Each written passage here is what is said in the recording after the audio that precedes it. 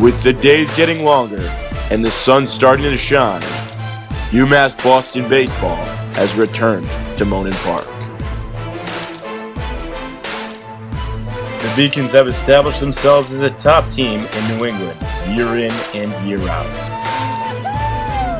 Lopez up with it. He goes to second for the 27th out. And 7 years later, UMass Boston is going back to Appleton, Wisconsin, reaching the regionals in each of the past 2 years. 1-1 curveball hit high and deep to left field. John going back. He's just going to watch it fly. And UMass Boston is in the lead for the first time in Game 14. Winning their first Little East Conference regular season title in 2016. This is hammered left field. Murphy crushes it. A grand slam. Winning the LEC tournament in 2017. Strike three. The Beacons win the LEC tournament championship. Earning a trip to the College World Series in 2017.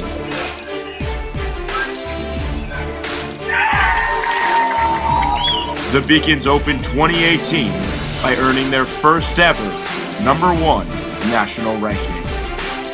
A chance for a second inside the park home run of the day, and Pinella slides in safely. As they rack up more and more accolades, there's one thing that stays true. Compete every day and play blue-collar baseball. Line drive, reset, UMass Boston win. The 2018 Beacons are looking to leave their mark in the history books. This is UMass Boston baseball. Good afternoon and welcome to the Beacons Broadcasting Network. Along with Seth Orensky, I am John Skudris, getting set to bring you this non-conference D3 baseball matchup between the number 5 UMass Boston Beacons at 23-5 against the Salem State University Vikings, coming in at 14-11. Happy to have you with us here on the BBN. Along with Seth, I am John. The Beacons have won 12 straight games, Seth. They're coming in on a hot streak, now back into the top 5 in the nation's rankings. Their last loss came not even in the month of April, back on March the 30th, a 5-1 defeat at the hands of Roger Williams. And last night was one of the best victories all season. A 4-3 11th inning walk-off win on a walk-off hit from Sal Fascino. He is in the lineup today as the Beacons look to get their 13th consecutive victory against their non-conference rivals from Salem State. Seth, what has been the key to this Beacons' meteoric rise over the last month? Well, I think it's all about balance for this UMass Boston team. You look at the Beacons, and sometimes it's pitching, sometimes it's fielding, and sometimes the bats have come out and put up really big numbers. Talked to Brendan Eigerbold after last night's game, and he said that he doesn't think they've been able to get all of their facets of the game clicking yet at the same time. And I agree with him. I mean, we've seen the big bats hit at points, and the other guys haven't had big games. Yesterday, you didn't see much from the combination of Dave Murphy and Chris Fowler, and it was other guys, Danny Brown, Sal Fascino, Jack Harrington, who stepped up in big-time spots. So the Beacons are playing well, but I don't think we've seen them hit at all cylinders yet this year, and that's what's most impressive. To win 12 in a row, to play really good competition, and to not be playing your top game gives UMass Boston some really high hopes if they can reach that next level of baseball. Meanwhile, for Salem State, the Vikings come in having lost 6 of 8 games. They split a doubleheader with Westfield State the other day, a 6-0 triumph and a 10-8 loss. Beacons also lost to Westfield earlier this year, so that's a team to be reckoned with. But for Salem State coming into this game, going up on the road against a very good Little East Conference opponent in UMass Boston, what might be the key to the game for them in order to keep this one close and maybe escape with a victory? Well, Salem State always hits extremely well. This is a team that is full of guys who swing with mammoth hacks. They're a team that likes to hit home runs, haven't done it a ton this year. But you look at their numbers, you look at the MASCAC Conference, traditionally not as competitive as the Little East. This is a program that's not intimidated by a UMass Boston. They've made it to the NCAA tournament quite a few times, including in 2013, 2015, 2016. They have perennially high expectations of doing more than just having a little bit of success within conference play, but it all starts on the mound against UMass Boston. If your starting pitcher doesn't keep you in it through the first 3 or 4 innings, the Beacons typically can put up big numbers, especially early, and put teams away. That was the key yesterday for Southern Maine. A great start from Ben Lambert. He actually outpitched Joey Rogers through the first 5 innings, and the Beacons were able to come back in the 6th. So a good start on the mound is so crucial if you're going to have a chance, especially here at Monin Park, where the Beacons, they just don't lose all that often. Two right-handers on the mound for the Vikings. It'll be Andrew Mclaughlin coming in at 2-3 with a 6.34. And for UMass Boston, they will counter with Josh Gerstein, right-hander at 2-0 with a 2.77. Let's take a look at the Little East Conference standings here on the pregame show as we get set for the opening pitch. And as you see there, UMass Boston's actually 7-0. Southern Maine now 5-2 after yesterday's game. So the Vikings have built a 2-game advantage over the Huskies after the victory yesterday. Critical heading into the final month or so as we get a little more of a ramp up with those doubleheaders against the LEC opponents. Yeah, Rhode Island College actually 5-2 as well. This was the one graphic I didn't update. Big thing to watch today, Eastern and Western are playing. UMass Dartmouth at 0-7. If WestCon can get a win or two, they could actually move into the 7th spot. Top 6 teams make it, and that'll be really interesting with EastCon sitting at 2-2 after a doubleheader sweep at the hands of the Beacons, and then responding in turn with the doubleheader sweep this past weekend. So lots to watch around the rest of the conference, and a couple of big games today in non-conference play as well outside that EastCon-WestCon game. Let's take a look at 4 things you need to know as you're tuning in here to the Beacons Broadcasting Network. And as you look there, Seth, 12 straight wins, looking for the program record of 13 in a row to tie that. Salem State, meanwhile, was picked to finish second in the MassCAC poll. They have let their expectations down a little bit here over the first month. And Bobby Tramandosi, we may see him today. What a weapon he is out of the bullpen. Yeah, I don't know if we'll see Bob today just because the Beacons only use the 2 relievers in Kaufman and Tramandosi, so today might be more of a Joe Maguire, Alex Carasoto, Chris Monroe day. But Tramandosi's just been lights out. He's pitching each of the past 3 games, picked up 2 saves Saturday, then got the win yesterday and going 3 1/3. And really what the one that I was most impressed with, the Beacons have now won 91 games over the past 3 years. There's still potentially 20 to 25 games left in this season. This is the most successful 4-year stretch, and it's about to become the most successful 3-year stretch in program history. And again, the past 3 years, the Monin Park factor cannot be overstated. This field has given the Beacons such a tremendous home field advantage and a consistency in scheduling that they just never had prior to this 3-year stretch. Let's hope the home field advantage continues this afternoon. Let's take a look at our player to watch today. Anthony Cesare, and Anthony has really picked it up here over the last month or so. He's second on the team in hitting. He's got a 6-game hitting streak, of which he's 7 for 14 over that time frame. He had a solo shot on Saturday that got the Beacons tied up in that battle, and then the game they ultimately won 2-1. Anthony's really come on here, and he's added a little bit of extra punch to Brendan Agerbro's lineup. Cesare is a guy who didn't know if he was going to see consistent at-bats this year. He started early on in the year as a DH, but was really lost his spot when Kyle Boudrias got slotted in as the DH. And his ability to play competent defense in left field, and really, I haven't seen a play where he's looked overmatched out there. He doesn't see a ton of action as the Beacons have great center fielders who can cover a little bit of extra ground. But his ability just to swing a solid bat, he had the big hit in Game 1 against UMass Dartmouth the other day with the solo home run to tie the game in a game where it felt like it was a much bigger deficit than 1-0 working against Matt Cronin. And he's taken a really consistent approach to the plate. He doesn't strike out all that often, and he provides a little bit of extra pop, which will be big today with the Beacons sitting Ryan McCormick, one of their top hitters, giving him a rare day off because Jack Harrington had such a big extra base hit yesterday, and he deserves some more at-bats. But Beacons don't have as many big bats, which means Cesare will step up in the lineup and has a chance to continue to prove himself. We'll see if the lineup can get it done today against Salem State. The Beacons wearing blue this afternoon. Salem State wearing their customary road orange. We'll have the opening pitch in just a couple of minutes' time. First, though, we've been teasing that 4-3 extra inning victory a bit here over the pregame show. Let's take a look at highlights of the victory last night over Southern Maine right here on the Beacons Broadcasting Network.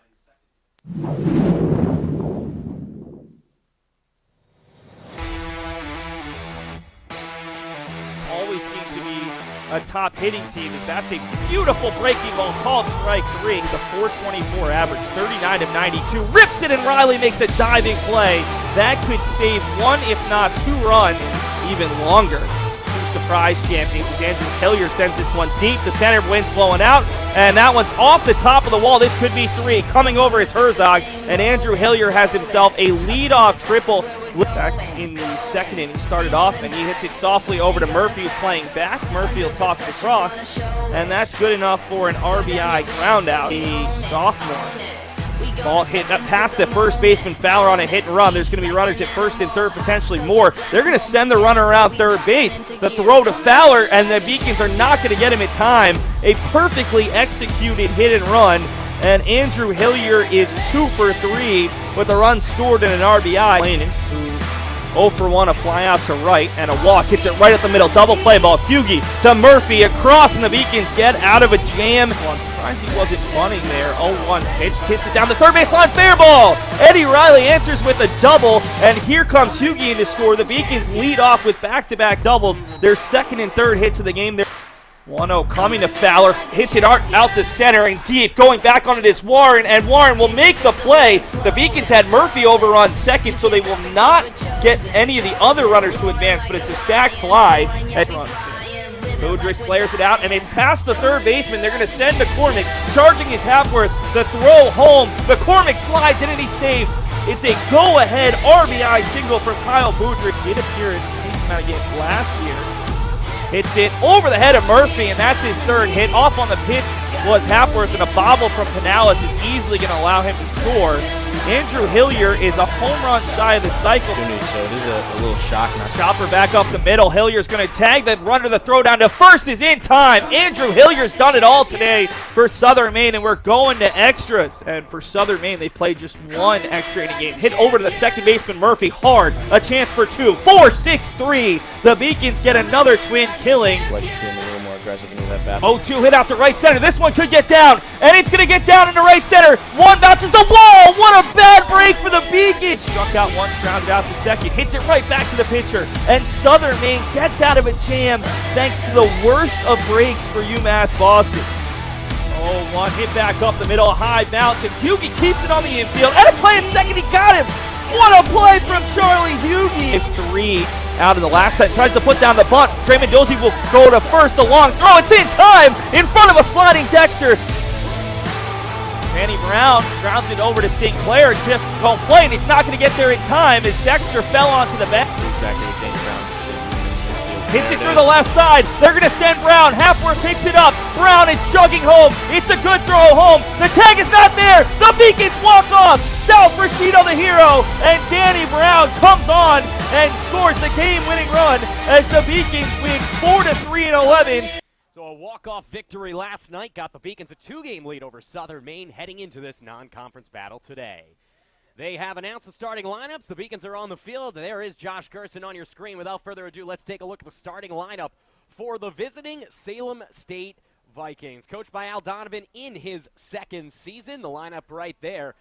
Daniel Singleton leads things off playing shortstop. Batting second, the designated hitter Kyle O'Connor. Batting third, the first baseman Alex Toomey. In the cleanup spot in left field is Joe White, only player hitting over 400 on the roster.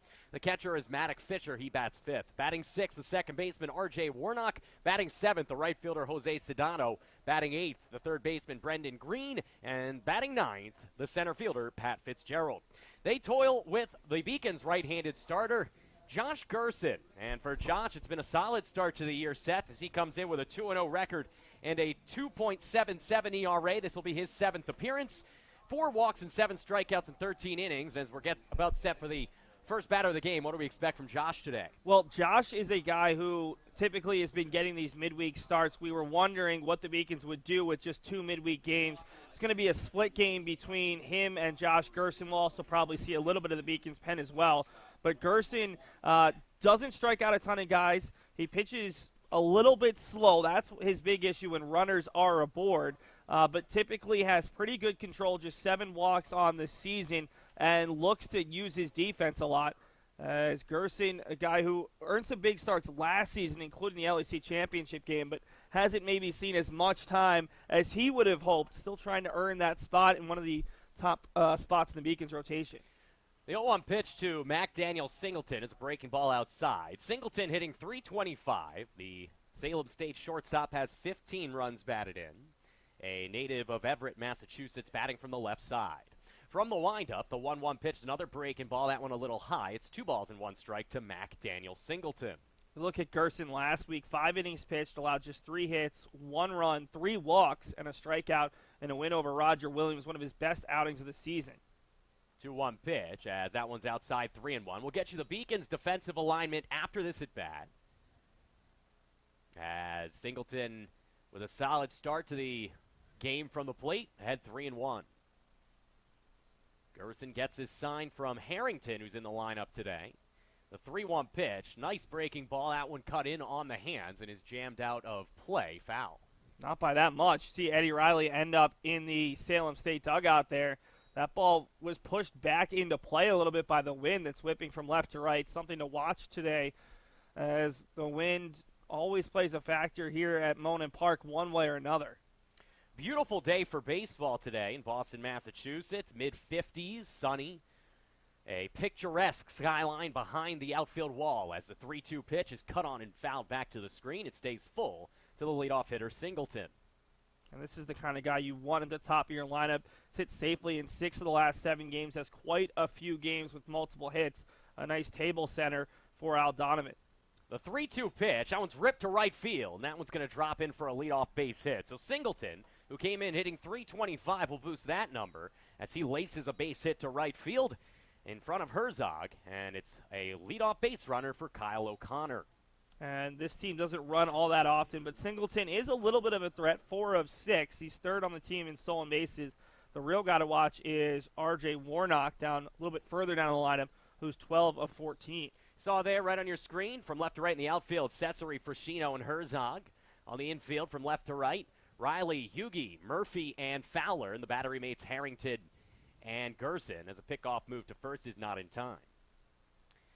Singleton, on the year, from the base paths, has 4 stolen bases in 6 attempts.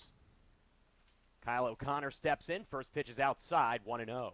O'Connor, the designated hitter, hitting .349. He's got 19 driven in. This is a good hitting Salem State lineup. And he's got a ton of speed, 5 doubles and 5 triples.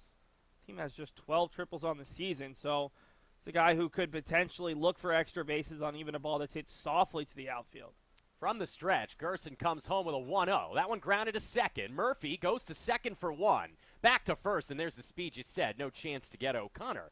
But it is a 4-6 fielder's choice, 1 down here in the first inning. I think the Beacons actually had a small chance to get him there, but a little bit of a delay there from Murphy getting the ball out. I don't know if Hugie was coming over late. And then Hugie, the runner, had gotten in on him, so he had to avoid the runner, and that's what allowed to just be a fielder's choice rather than a possible double play ball. Right-handed hitter batting third here in the first inning is the Beverly native Alex Toomey. As a pickoff move to first is not in time. Toomey hitting .264. He has 1 home run and a team-leading 23 runs batted in. Josh takes another peek over at O'Connor. As you said, he's aware of O'Connor's speed. And a long look over still, and another pickoff move, just keeping him close. O'Connor second on the team, 7 steals in 8 attempts. So a lot of speed right at the top of the order for a Salem State team that typically can compete offensively with anyone. It's just whether they can compete defensively and with the pitching. Harrington lines up on the outside, and they come home with the first pitch. It's in the dirt. Good block. The throw down as O'Connor is gunned down at second base. Harrington into the lineup, usually a reserve player, but he gets a beautiful chance to throw down and guns down Kyle O'Connor for the caught stealing 2 outs. O'Connor just must have thought that ball got further away from Harrington than it did, because he wasn't off with the pitch. A late start, and Harrington easily able to pick it up. That throw beat him by a step or 2. So now nobody on for Toomey as the 1-0 pitch is low. 2 balls and no strikes to the Vikings first baseman with Joe White on deck. Toomey had a big day last week against Plymouth State.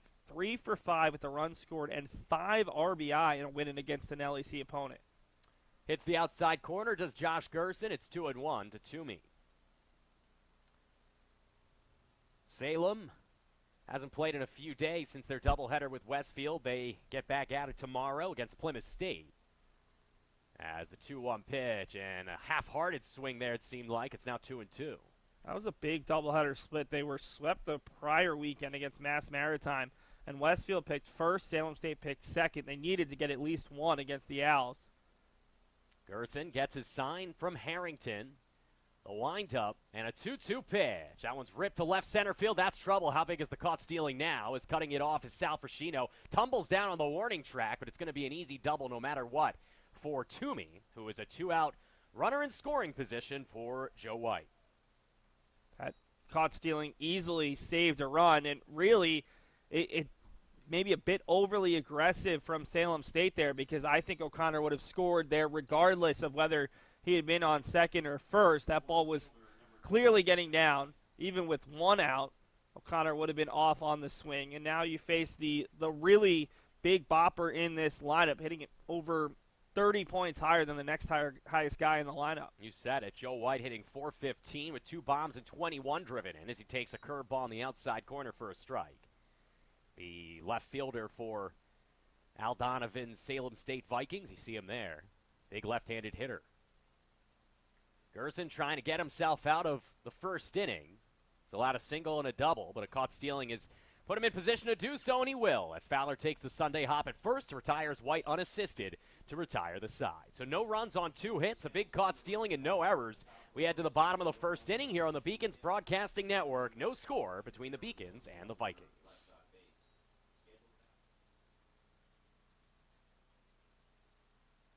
Paris changed my life, and I got there through UMass. Those very specific seminal moments in Paris, the subway.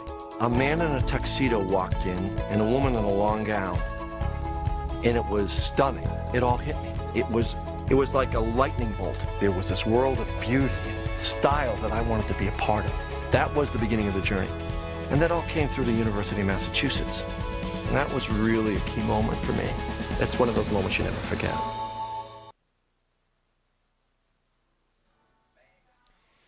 On your screen, you see the starting pitcher for Salem State, right-hander Andrew Mclaughlin, a junior from Peabody, Massachusetts. Andrew coming in with a 2-3 record and a 6.34 earned run average. This will be his 8th appearance and 6th start in 32 2/3 innings, 48 hits, 23 earned runs, 23 strikeouts, and 15 walks. He will face Brendan Igerbrote's number 5 UMass Boston Beacons lineup, which looks like this. Leading off and playing third base, number 3, Eddie Riley. Batting second, the designated hitter, Kyle Boudrias. Batting third at playing second base, the team's leading slugger, Dave Murphy. The first baseman and cleanup hitter is Chris Fowler. Batting fifth, the left fielder, Anthony Cesare, our player to watch. Batting sixth in right field, Nick Herzog. Batting seventh and catching, Jack Harrington. Batting eighth, the center fielder and the hero and walk-off winner of last night's affair, Sal Persino. And batting ninth, the shortstop, Charlie Hughey. So they will face Andrew Mclaughlin, a right-hander, who comes in with subpar statistics and an ERA over 6. The Beacons will look to jump on them early. And I was saying to Dave Wahlberg off the air before the game set, the Beacons lineup statistically, 1 through 6, well, it can really rival any in the nation. Yeah, I mean, UMass, they don't even have their 1 through 6 today with Ryan McCormick out of the lineup. Typically, Kyle Boudrias, who's hitting in that 2 spot, has been hitting 6th, where he's just so dangerous. The Beacons, when they're on, they really are a really difficult team. They're a top 100 team in almost every offensive category. But you talk about subpar statistics, and yeah, McLaughlin's had a tough run of it. He's faced some good teams. He went 8 2/3 innings against Southern Maine, who's got another good lineup. But his last time out against a team in UMass Dartmouth that we saw last week, they're not a great hitting team. Still, these are solid numbers. 7 innings, 5 hits, 1 earned, 3 walks, and 3 strikeouts. So he may have found himself just a bit. In 2 of his last 3 starts, he's gone at least 5 innings and allowed 2 runs or fewer. The only problem is in the other start, he gave up 6 against Southern Maine. And it's been hit or miss this year. He gave up 6 against Buena Vista and 3 2/3 innings, 5 against Marion, but then had a nice start against Brandeis earlier on in the season. So Eddie Riley will lead things off against him. Eddie hitting .333, 3 bombs and 24 RBI, as he has been really a godsend on the leadoff spot. Quite a find here as he grounds this one up the middle. Going to be a tough play moving to his left, and that one's bobbled out there at short by McDaniel Singleton, as that, I believe, will be an error on the shortstop, Singleton. Yeah, Singleton just looked up before he'd fully collected that ball. It was going to be a tough play, but it was hit hard enough where Singleton should have had time. And that's what you can't afford to do against UMass Boston, especially when you don't have a guy who's a strikeout pitcher, giving the Beacons early base runners ahead of their big boppers. And Riley's a pretty good base stealer for a guy who doesn't have elite speed. Boudrias steps in. Kyle hitting .320 with 20 driven in, and an opportunity to move the runner along at the very least. His pickoff move to first is not in time. You said Eddie's speed. He has 4 stolen bases in 5 attempts. That's good for 4th on the squad, behind Charlie Hughie, who leads the way with 11. Anthony Ryan McCormick, who is second with 6. Unusual for your catcher to be in the top 3, but McCormick is certainly a talent as that one's outside for ball 1. I think that just says a lot about the fact that the Beacons do a lot of scouting. They know in what situations you're going to get a breaking ball, and that allows them to get some good jumps. McCormick, not necessarily one of their fastest guys, but he's also a guy with a high OBP, so if you're on enough, it's pretty easy to get the occasional swipe. 1-0 is up and away. 2-0 to Kyle Boudrias with Murphy and Fowler waiting behind him. Beacons coming in 9-2 at home this year. The Vikings coming in 2-1 away from their friendly confines. Boudrias right now is riding a 6-game hitting streak, 156 career hits in just 117 games. Setting up on the outside corner. Here's a 2-0, and that one cuts on the outside corner. Nice pitch. It's 2-1. Yeah, Boudrias kind of wanted that pitch, but he's doing a nice job here of being patient against a pitcher where the Beacons haven't seen that many pitches. Again, Riley was first pitch swinging, so right now you're trying to help the batters behind you as well, just figure out what they might see from Mclaughlin in this contest. From the stretch, the 2-1 pitch. There goes Riley. It might have been a hit and run as an ugly hack there, but the throw goes into center field, and another error here on the visiting Vikings, and that'll allow Riley to move up to third with nobody out in the bottom of the first inning. You're exactly right, John. A dead hit-and-run situation. Boudrias, an awkward swing, just trying to protect his base runner, and a poor throw from the catcher behind the plate, Fisher, not giving his infielders a chance to knock that one down. Didn't give his infielders a chance to get the tag either, and the Beacons in a really good spot with a runner on third and no outs. We'll get you the defensive alignment for the Vikings in the next at-bat. Certainly not playing up to their capabilities so far. 2 errors in the first 2 batters. That one's chopped foul. It stays 2-2. Well, you mentioned the ERA north of 6 for Mclaughlin. As a staff, they have a 6.09 ERA, so that's been a difficulty. They do play decent defense. 950 on the season. You really want to be in the 960s range, but 950 is certainly not subpar. Just a little bit of poor defense here to start today. 2-2 pitch, and that's ripped to right field, a base hit, and an RBI single for Kyle Boudrias as the Beacons pick up where they left off in the 11th last game and are up 1-0 with a error-aided first inning run. Well, Boudrias now has RBI hits in each of his last 4 games, and they've all come, at least in the last 3, in big spots. Yesterday, the go-ahead single in the 6th inning to give the Beacons a 3-2 lead. Obviously, the game winner in Game 1 against UMass Dartmouth. Big 2-run single in Game 2 against the Corsairs. This was the guy who was scuffling a little bit during this winning streak, and it seems like he's sort of turning it up as his batting average coming into the day was up to 320. That'll bring up Dave Murphy, who's hitting 363. As he rips one to left, that's trouble. Coming over to his left, getting fooled, and then dropping the ball in left field was White, as Joe White is unable to make the play. That is the 3rd error of the first inning for Salem State. That's the 3rd error in 3 batters. Whew. That is not a good ratio. Now, that's a tough play. It looked like it was hit harder, but White's got to make that catch. He didn't have to move all that much. White now has 3 errors on the season. He's not one of the guys who has a higher total. After all, Singleton now with 7 errors. That's tied for the team lead. And the catcher, Maddox Fisher, is up to 3. I mean, this isn't a group of guys that has committed all that many errors, but this is a recipe for disaster if you're Salem State. Here is Chris Fowler, the cleanup hitter, with nobody out and 2 men on as the breaking ball hits the outside corner, 0-1. Chris hitting 350 with 5 homers and 33 driven in. Kyle Boudrias, by the way, is now tied for 4th. A 3-way tie with Herzog and McCormick for 21 RBI. So he continues to stroke a sweet stick. He's at second. The runner at first is Murphy. Big lead for Murph. Fowler squaring around to bunt. He pulls it back. It's 1-1. And that's one of those situations where you're partially just trying to see if the pitcher can throw a strike.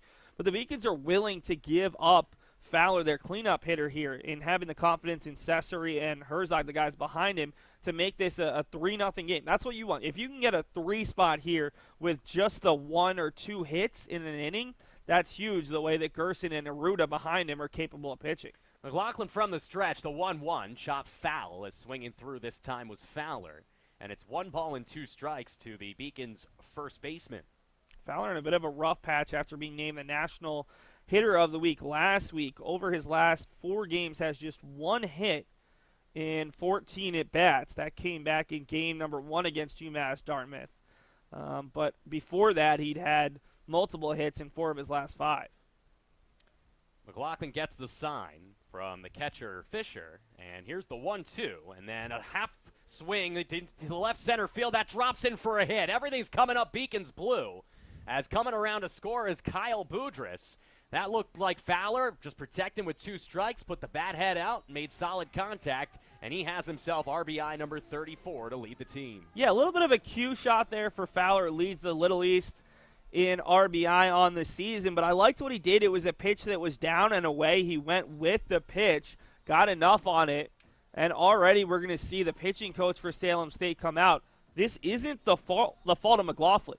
I mean, he's given up a couple of hard-hit balls, but realistically, his defense is there should be 2 outs in the inning and maybe 1 run in. Instead, already 2 runs, there's no outs, there's 2 guys on, and this Beacons offense that, as we said, is capable of putting up some really crooked numbers. They put up double-digit runs a couple games last week before a little bit of a lull in the offense. I mean, UMass Boston could put this game away in the first if Salem State can't settle down defensively, but it might not even matter at this point. Those 3 early errors, the Beacons can keep swinging the bats well. The Beacons might be batting around here faster than Salem State can say Monin Park. I don't know. That's not the greatest analogy. I liked it. Anthony Cesare is the batter. He's our player to watch. Cesare hitting .362, 1 homer, 11 RBI. That homer came on Saturday as the first pitch to Anthony is low, ball 1. And you said it. I mean, Mclaughlin hasn't pitched poorly here. He's gotten a couple of balls that should have been out, both to the left side. The grounder to the shortstop Singleton on the first pitch of the game. And, of course, the fly ball to left fielder White. 2 men in scoring position, still nobody out, folks, as Cesare sees a 1-0 pitch high and away, 2-0. Both Gerstein and Mclaughlin have really been struggling to find that outside corner to lefties. We saw Gerstein struggle with his control but get help from his defense in the top of the first. And now Mclaughlin's found himself behind in a lot of counts here in the bottom of the first because of a lack of pinpoint control in the outside corner. 2-0. That one back up the middle. Tough play. Off the glove of the second baseman. They'll get no outs as the Bad News Bears continues in the field here for Salem State as they continue to really struggle to defend and protect Andrew Mclaughlin. No official word on that one yet. It's going to be an error. And it's the 4th error of the first inning for the Salem State Vikings, whose ship is sinking rather precipitously. That was a tough one. Backhand play by the second baseman there, Warnock. But the issue is, if he's just able to knock that one down and he falls right with the ball, they should have been able to get Fowler, who's not all that fast going from first to second. The fact they weren't able to get any outs there, this is just snowballing right now for the Vikings here in the bottom of the first inning. Nick Herzog steps in, right fielder hitting .284, 1 homer and 21 RBI, ties him with McCormick and Boudrias for 4th on the squad. Bases loaded, full of Beacons. As the 0-1 is ripped into right field, that's going to get a couple home. Drops down in front of the right fielder, Sedano. His throw-in is cut off. Fowler comes in to score. Joining him is Murphy, and the Beacons have taken a 4-0 first inning lead on just 3 hits here in inning number 1. Well, that was huge from Herzog, who had the golden sombrero yesterday with 4 strikeouts, something that he doesn't typically do very often, strike out once, much less 4 times in a game. But this is just snowballing right now for Salem State. And even there, the right fielder, Sedano, I didn't like how he attacked that ball. He was very slow to it. And because he didn't get the ball in quickly, it allowed Cesare to move all the way to third easily, meaning the Beacons can get another run here with a potential ground ball anywhere on the infield. First pitch to Harrington. There goes the runner, Herzog, and the throw is cut off with Cesare thinking of beaming home if the throw made its way to second. So now 2 men in scoring position. Still nobody out. If you're just joining us, Josh Gerstein got through the first inning unscathed. He gave up a double, but was otherwise able to get out of it. And we've had error, single, error, error, single, error, single here in the bottom of the first inning. Here's a 1-0, and in the dirt here to Harrington, who's hitting 162 with 3 driven in. But he had what looks like the game-winning hit yesterday, if you were with us during the pregame, an absolute bomb to just short of the triangle in right center field that one bounced the wall, would have been the game-winning double. Instead, it ended up as a ground rule double in the 10th. Beacons had to win it in the 11th. Oh, finally a play, but it's off the glove, and everybody is safe as Harrington beats it out. That will probably not be an error, as that one was smashed to first base, gloved by Toomey, but Alex couldn't keep it in the webbing. A run comes in to score, and it is now 5-0 UMass Boston. Well, Harrington had 3 hits going into yesterday. He now has 2 hits in his last 2 at-bats and has been scorching the ball. And whether that ball was hit hard or not, Salem State feels like they should have gotten out. At this point, Andrew Mclaughlin's pitched well enough to get 5, if not 6 outs in the inning, and yet there's still no outs with runners at the corners and 5 runs in. It'll be interesting in the dugout after this inning. McLaughlin might want to sit alone as it's first pitch to the 8-hole hitter Sal Fascino, up and away 1-0. Sal hitting 192 with 10 driven in. He had the walk-off hit to left field yesterday against Southern Maine. Well, and the problem is this is a busy week for Salem State, so Mclaughlin, despite the score, is probably going to have to go 5 or 6 innings as long as his pitch count is down. Pitch on the outside corner with a fastball, 1 ball and 1 strike. Yeah, they have to play Plymouth State tomorrow. He's only thrown 22 pitches, and this is the 8-hole hitter.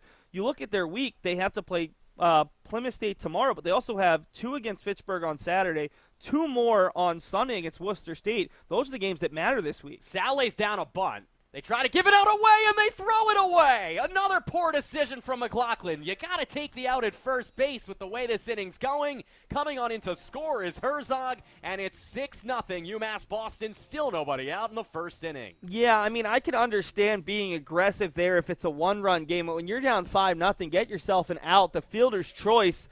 I mean, if he had gone to first, I don't know if he gets the speedy Fascino, but Herzog's almost as fast, if not faster than Sal, and that would have taken a perfect throw, and it wasn't a perfect throw. And this is just, you want a do-over if you're Salem State at this point. The Beacons haven't been beating you necessarily. It's just you're beating yourself, and we're still in the first inning with no outs. First and second now as the Beacons have batted around. Charlie Hughey lays down a perfect bunt. Going to be a very difficult play from Greene. The throw is not in time. Coming on in to score is Harrington, and moving up to second and third are the other base runners, Fascino and Hughey. It is not only ugly, it is hideous here in the bottom of the first inning for Salem State. I have not seen defense this bad since it was myself in Little League, Seth. That's got to be a 5th error. That's got to be a throwing error on the first baseman there because it allows Hughey to move up.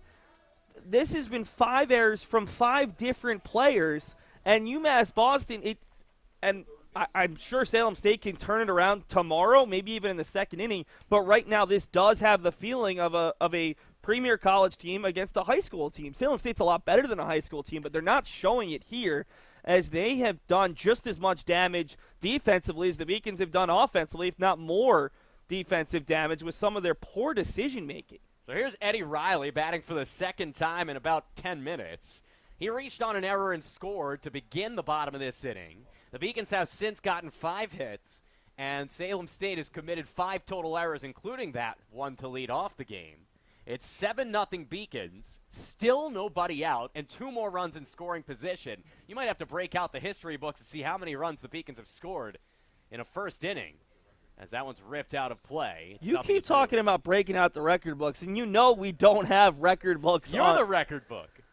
Some of the things you pull out with the trivia questions. Well, right now I'm looking up the record or the single season high for Salem State this year in errors. It's 6. They've done it twice. They already have 5 with no outs here in the first inning, so this is not a good sign for the Vikings, who look like they're well on their way to at least a single season high in errors, unless they can turn it around real quick. Eddie takes a curveball high. It's 1-2 as McLaughlin's pitch count approaches 30, and boy, oh boy, still nobody out. Error, single, error, error, single, error, single, single, and then a couple of fielders' choices with an error thrown in there and a lack of outs included. Here's the 1-2 from McLaughlin. As that one's launched high into the air, mile-high pop-up. I'd say an easy out, but with the way it's going, White comes in, calls off the shortstop Singleton, and makes the play mercifully for the first out. So the Beacons bat around without an out being recorded, and Riley flies out to left for the first of the first inning. That wasn't actually that easy of a play because of the wind, a little bit of the sun, and thankfully for everyone involved, White was able to make that catch, calling off the shortstop Singleton, who was also in the vicinity. That would have really been the cherry on top if those two players had collided. And now with Boudrias up and 2 runners in scoring position, he's just thinking push the ball to the right side, if not get a hit here, extend this lead even further, try to put Salem State completely out of this game. Breaking ball on the inside corner for a strike. Kyle is 1 for 1. He singled and scored earlier on in this inning. With him up to bat, there was another error, the second of 5 errors in this inning, on a throwing error by the catcher, Maddox Fisher. Mclaughlin trying to get his way out of this. Here's the 0-1. Fastball, skied out of play, 0-2. Second straight batter, he's gone 0-2 against. Finally, 1 out here in the bottom of the first. The Beacons have scored a touchdown. They've kicked the extra point. They lead at 7-0. And we are not yet to 2 outs in the first inning.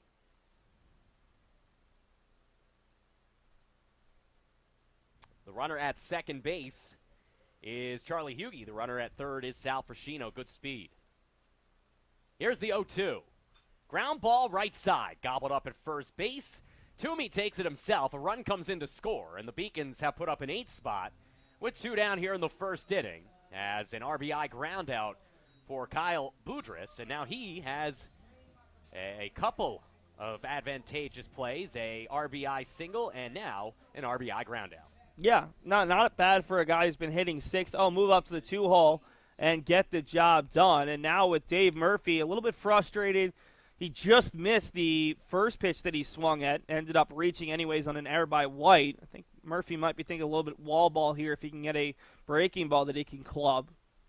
First pitch, the breaking ball, but it's right there. Good pitch as it hit the right spot. 0-1.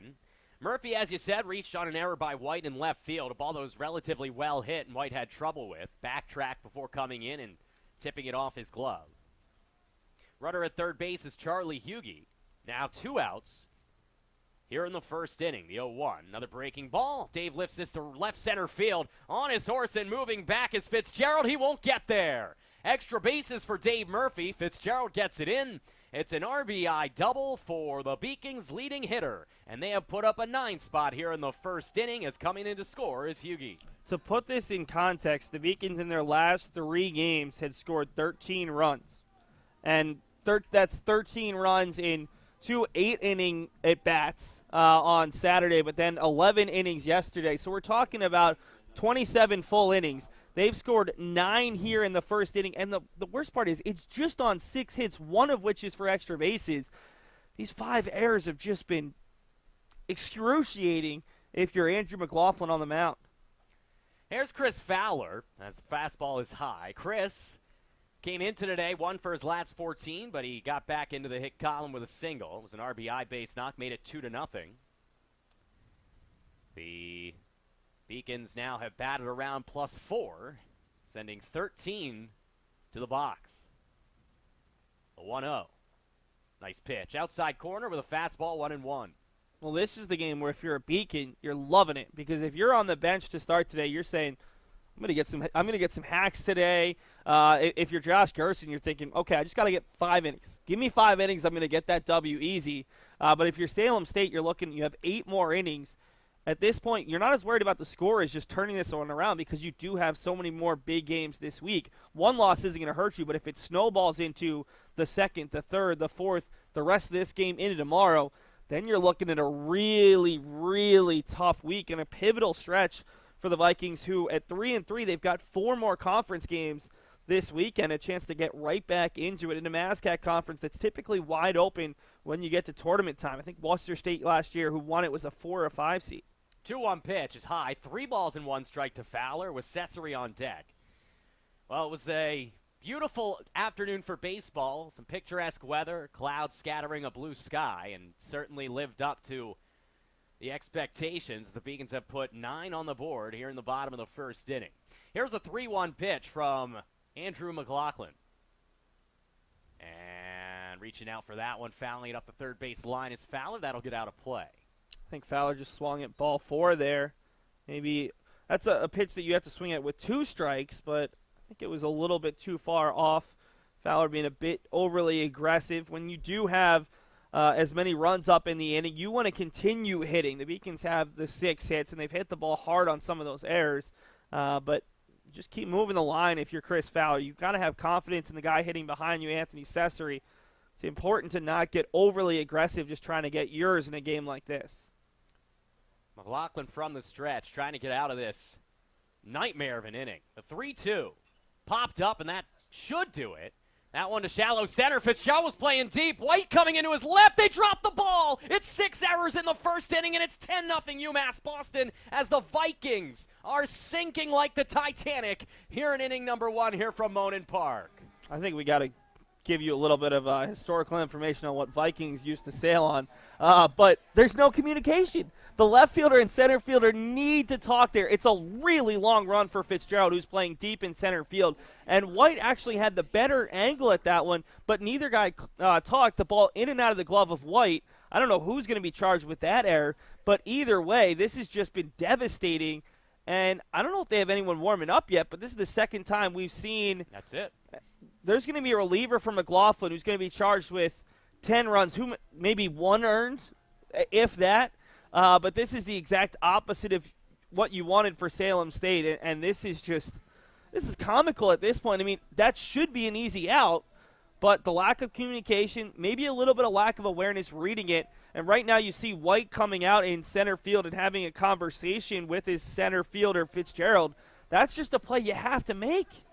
Yeah, I mean, there's 6 plays you have to make in this inning, 6 errors, and we're going to have a new pitcher here for the visiting Vikings, and it looks like it's going to be a lefty. It's going to be a lefty, yeah.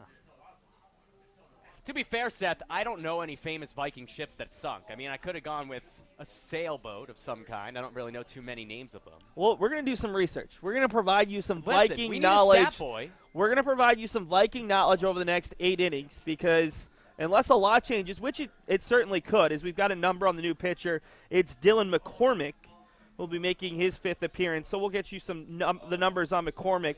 But I feel like we can educate the audience a little bit by educating ourselves as well, doing some quick internet searches on some Vikings history, since the baseball today might not be keeping you as focused in terms of the early 10-0 score.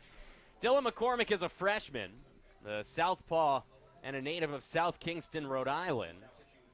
McCormick on the year is 0-1. This will be his 5th appearance. Got a 5.19, 8 2/3 innings, 10 hits, 8 runs, 5 of them earned, 7 Ks, and 5 walks for the left-hander from Rhode Island. And the Beacons, who have already put up 10 runs, have seen 6 errors committed by Salem State. I know, wasn't Leif Erickson a Viking? Leif Erickson, Eric the Red, those are some of the famous guys. I mean, both of us, I'm pretty sure I remember you're a history major at Boston College. Poli-sci. Poli-sci. I mean, close enough. More of a focus on Middle Eastern history. Though, I mean, I didn't do a lot of Viking history, but I was a dual major at Boston University, broadcast journalism and history. So at least it interests me, even if I don't know a ton about it.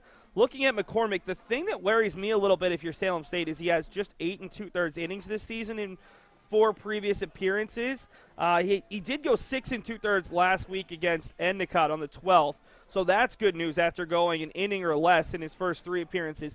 You need someone to soak up innings. If nothing else, soak up some innings because, again, tomorrow's game, another non-conference game against an LSC opponent, not that important.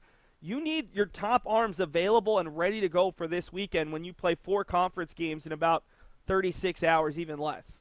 Anthony Cesare will be the first one to greet him, a left-handed hitter against a left-handed pitcher as he takes a hack, fouls it back. It's 0-1. They can't even fit 10 runs in the inning out there in the left field scoreboard. Well, I don't think we've seen it before either. I don't think it's a problem we typically have.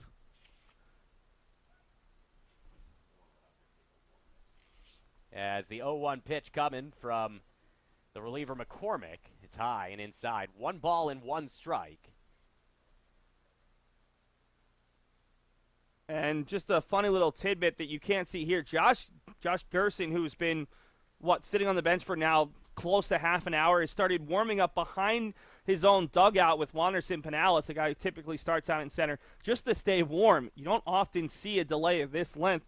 So even though it's in the 50s and sunny, you're still worried about that right arm. Now, I don't think we're going to see Gerstein throw 6 or 7 today anyway, but the goal is to get him 2 or 3 innings just to keep him sharp. So the Beacons only play the 2 midweek games this week and next week before playing 4 games in 5 days in the final week of the regular season. Here's the 1-2 to Sassery, ripped to right side, a base hit.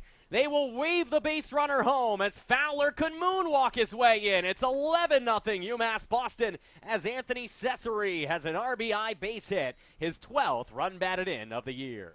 Well, a nice little approach there from Sassery. Saw a couple pitches, fouled some off. And this is exactly what you want to do. Just keep moving the line. It's kind of a no-pressure situation here if you're Dylan McCormick. You don't really have to worry about seeing the lead expand. You're just trying to fill it up.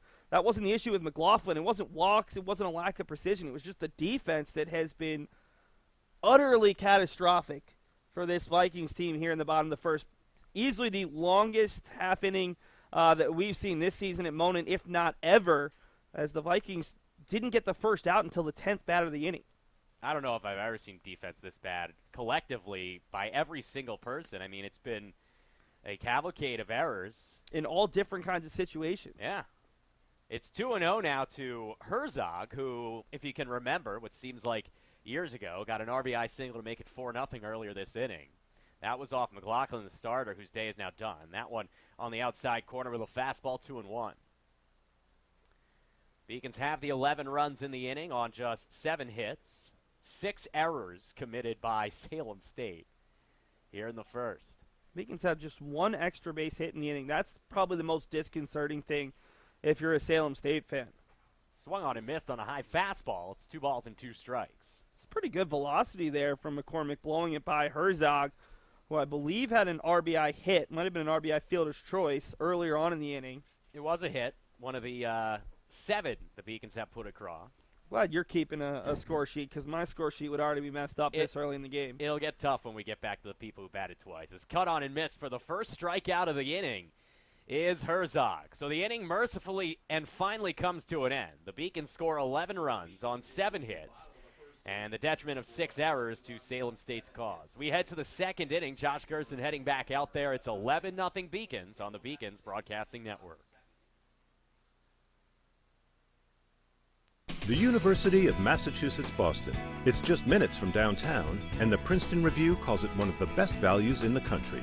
A nationally recognized institution of academic excellence and research, UMass Boston offers more than 150 undergraduate and graduate programs, 16 Division III sports, and more than 100 student organizations.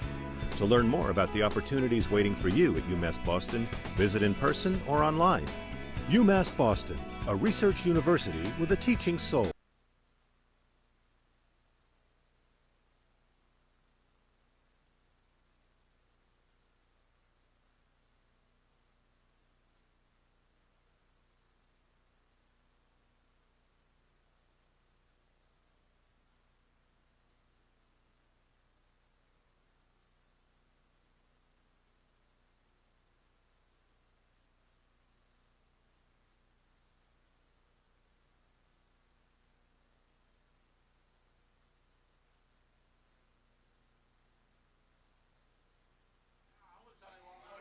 So the Beacons score 11 first-inning runs on 7 hits and 6 errors committed by Salem State. And they are off to quite a start here after 1 inning, on pace for at least 88 runs, assuming they'd only bat 8 times. It's 11-0. Let's take a look around the LEC as some games just getting underway shortly. You see there, Keene State at Western New England at 3:30. Also at that time, Springfield at Rick, and Endicott at number 22 Southern Maine. And then a little later at 4 o'clock, the battle for Connecticut as EastCon takes on Westcott. I'm really interested in that Endicott Southern Maine game. Endicott was the second team nationally ranked in last week's polls behind UMass Boston. This week it's Southern Maine. Endicott took Southern Maine took the game down at Endicott, a chance for Endicott to earn a premier victory. And realistically, as a UMass Boston fan, you're rooting for conference teams here in the non-conference.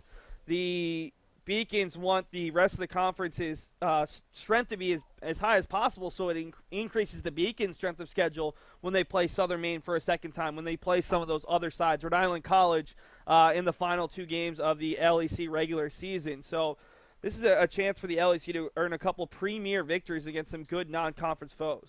Maddox Fisher leads things off against Josh Gerstein, who's had quite a bit of time to sit and think. He was doing some throwing behind the Beacons dugout, but anytime a pitcher waits for upwards of a half an hour, 40 minutes, you definitely want to see what he looks like against the first batter. Good start. Fisher knocks this one to center field. Sal Frascino has it in his tracks. 1 down as he retires Fisher on 4 pitches.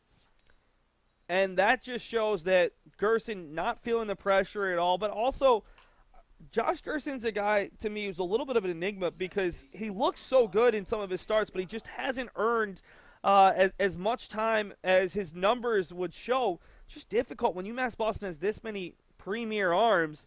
Gerstein's a guy who's had to sit and wait on it a little bit.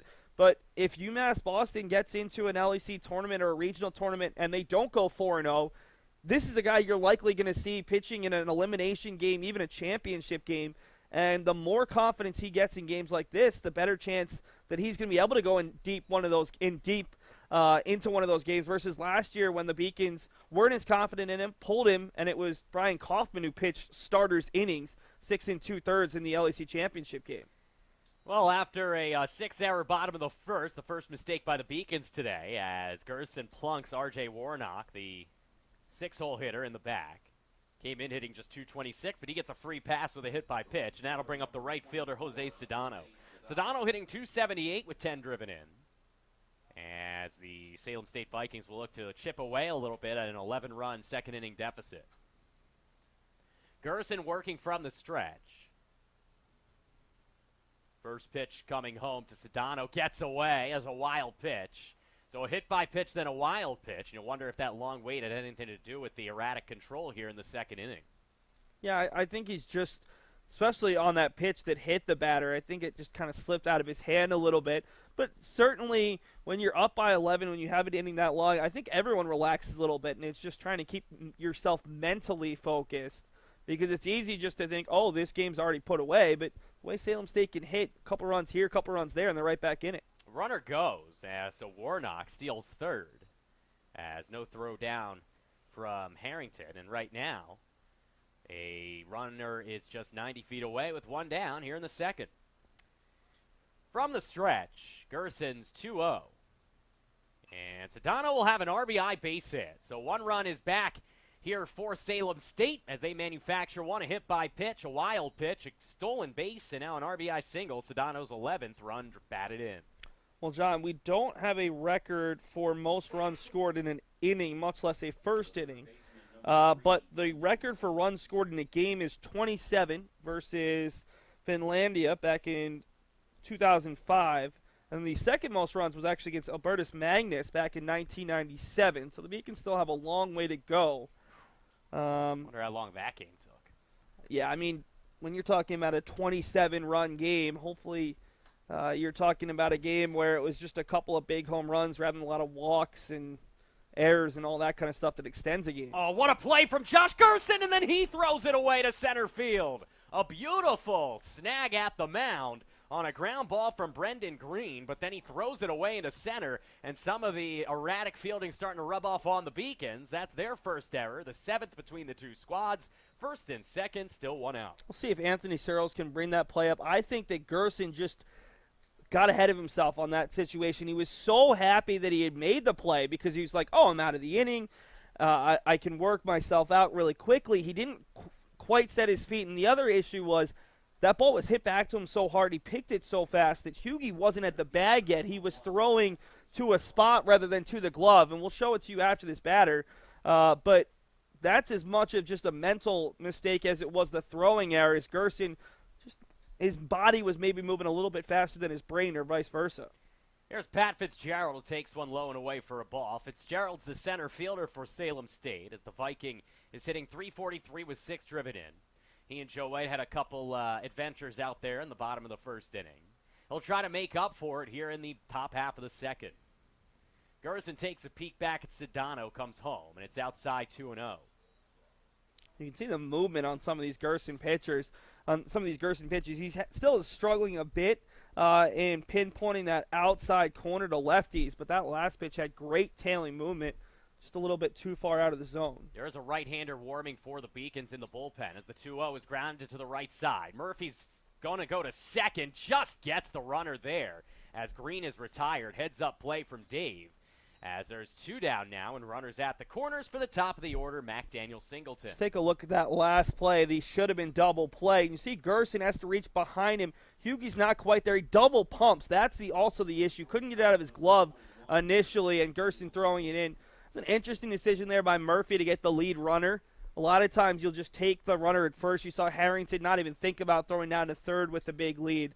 But that's big if you can get the runner at second, because now you open up a couple more spots. If the ball's hit to Murphy or Hughie, they can go the short way. Just trying to minimize the damage here as you're still up by 10. But you don't want to allow Salem State to get some momentum going here in the second. First pitch to Singleton, left center field liner, and coming on over to his right is Frashino, who will make the play on the run to retire the side. So, Salem State does get a run back. They do so with the benefit of just 1 hit, 1 error, and 2 men left on base. We head to the bottom of the second inning. It's 11-1 Beacons on the Beacons Broadcasting Network. Celebrate the soggy shoes and the slow starts. Celebrate the lessons learned along the way.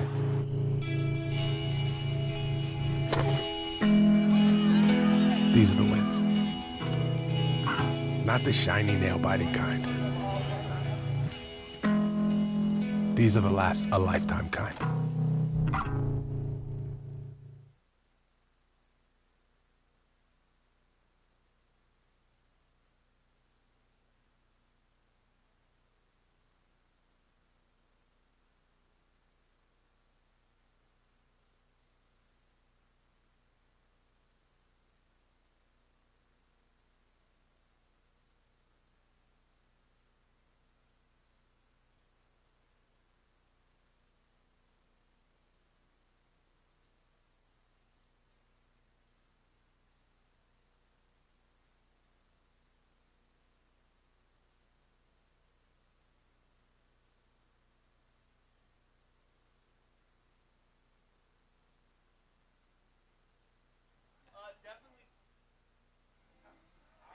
Welcome back to the Beacons Broadcasting Network from Moden Park. Along with Seth Orensky, I'm John Skudris. We head to the bottom of the second inning. It's going to be 7-8-9. Harrington, Frashino, and Hughie due up as the Beacons lead it by 10.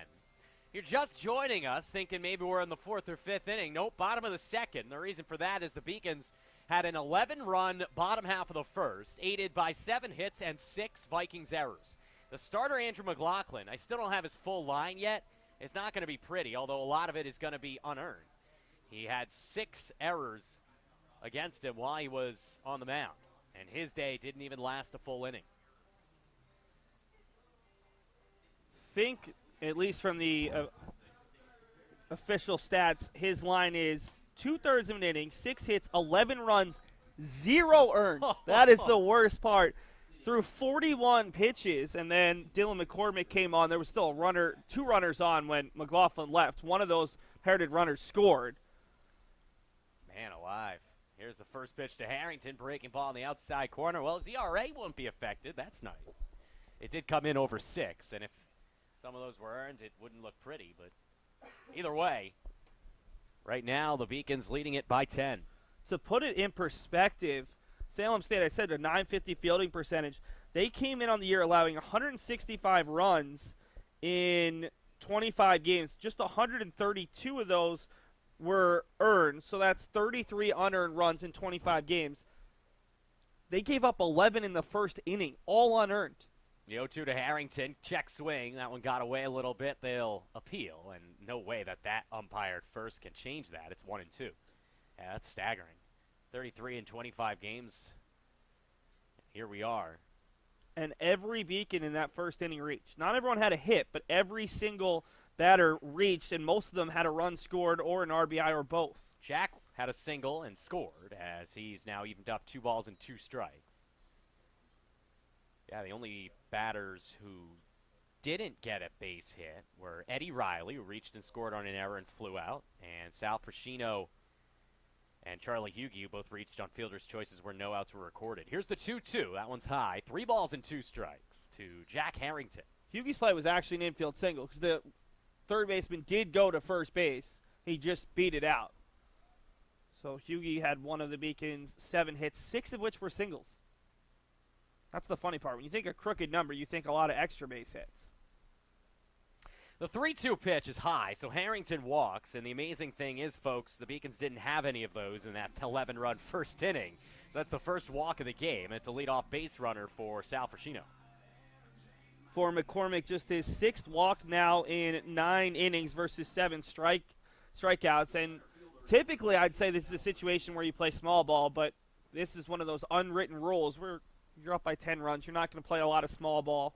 So we'll see if Frascino can swing away. He did have that big walk-off single yesterday. Sal fouls this one out of play. It's 0-1 to the Beacons center fielder.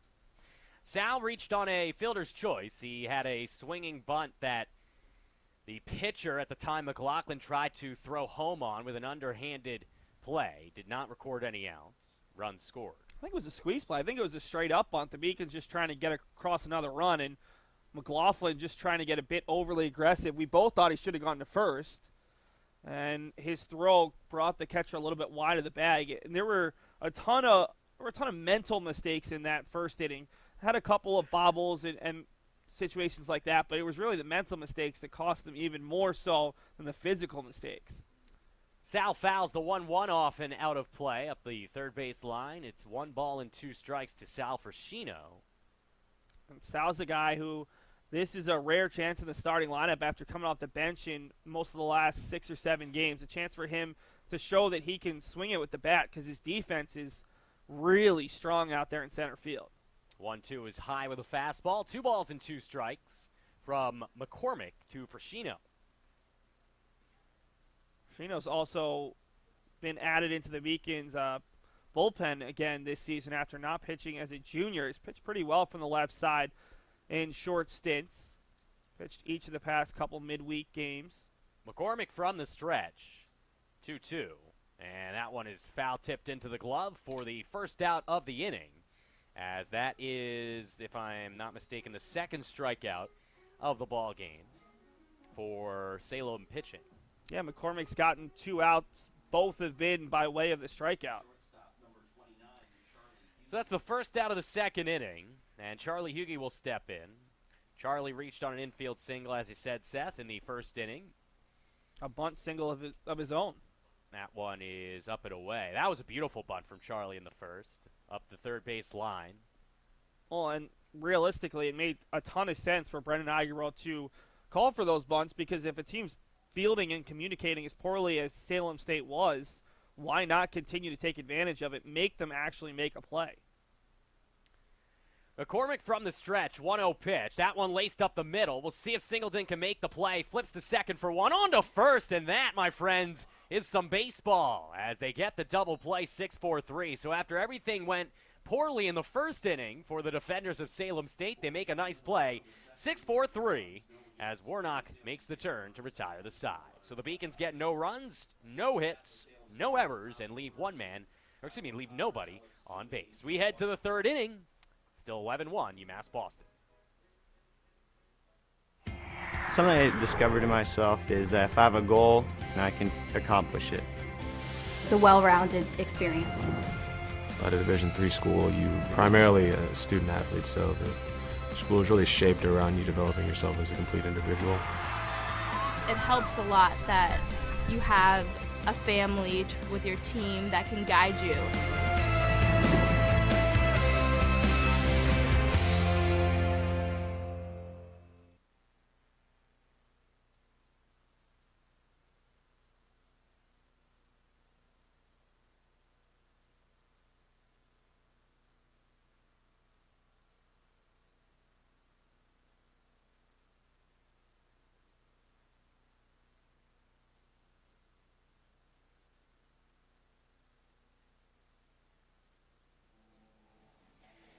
We head to the third inning here from Monin Park, and Brendan Eigerbrodt is going to have a new pitcher. It's going to be the right-hander Tyler Arruda.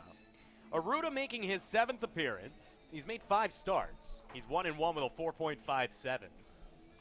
In 21 2/3, Tyler's given up 21 hits, 11 earned runs, 17 strikeouts, and 7 walks. And so the right-hander Tyler Arruda, the native of New Bedford, Massachusetts, 6-foot freshman, is on the mound.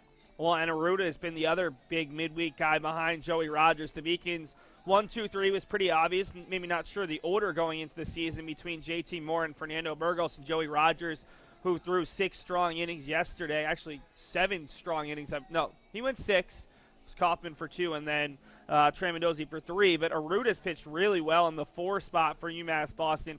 Had one of his best starts of the season last Thursday against the Babson team that came in red hot.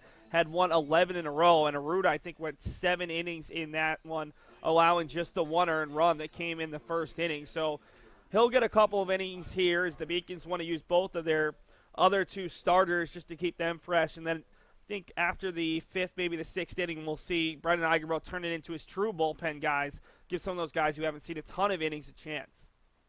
Kyle O'Connor will be the first man to face Arruda as he takes a fastball for a strike. O'Connor is 0 for 1. He reached on a fielder's choice his first time up. Came in hitting .349. Left-handed hitter awaits an 0-1 pitch as that one's chopped off the plate. Arruda rises up on the mound. Nice play, and then almost threw it behind Fowler. Good hold from the Beacon's first baseman, 1 down. Talk about that game against Babson. 6 innings, 7 hits, 1 run. It wasn't earned, actually. 5 strikeouts versus 2 walks. He's allowed just 1 earned run in his last 2 appearances as he went 4 innings against Worcester State back on April the 5th in a 16-6 win. In that one, he allowed the 1 earned run on 3 hits. So a guy who's pitching very well here in the month of April. Alex Toomey steps up, takes a fastball away for a ball. Toomey doubled in his first at-bat. Probably would have scored a run if Singleton hadn't been caught stealing earlier in the inning, as that one's fouled out and out of play, 1-1. Toomey hitting .264 with a homer and 23 driven in this year, leads the team in run production. Arruda working quickly. Right-handers 1-1. That one is low and away, 2-1, with Joe White on deck.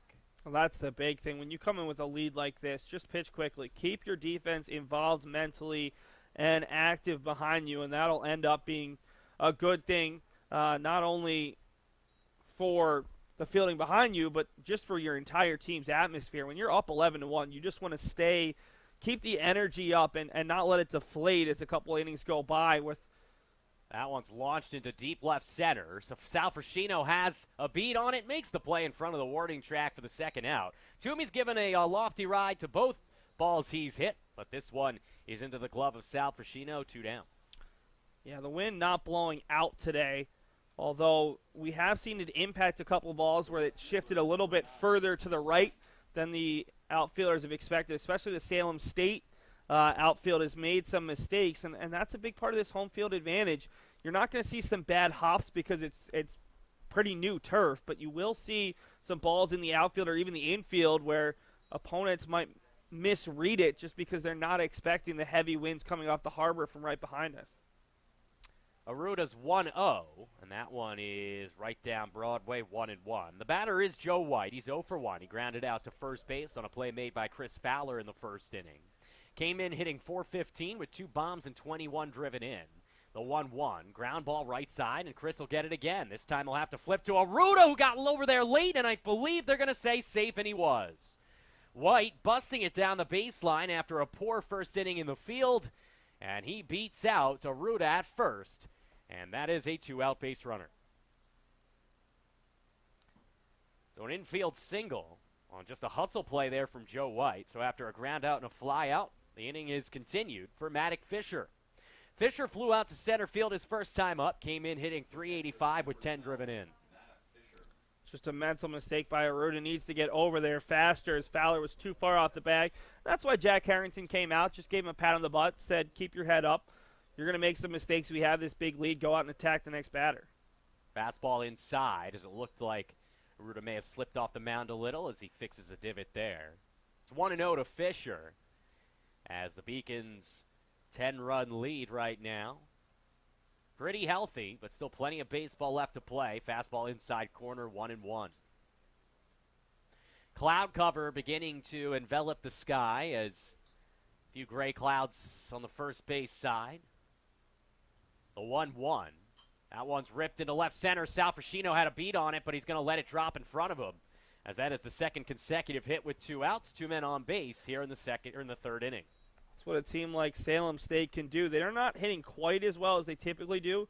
Team average of just 303 on this season, but if you give them a little bit of an opening, sometimes they can come up with a big inning out of nothing, and all of a sudden 2 on with 2 outs after the Beacons were just inches away from being out of the inning with no damage.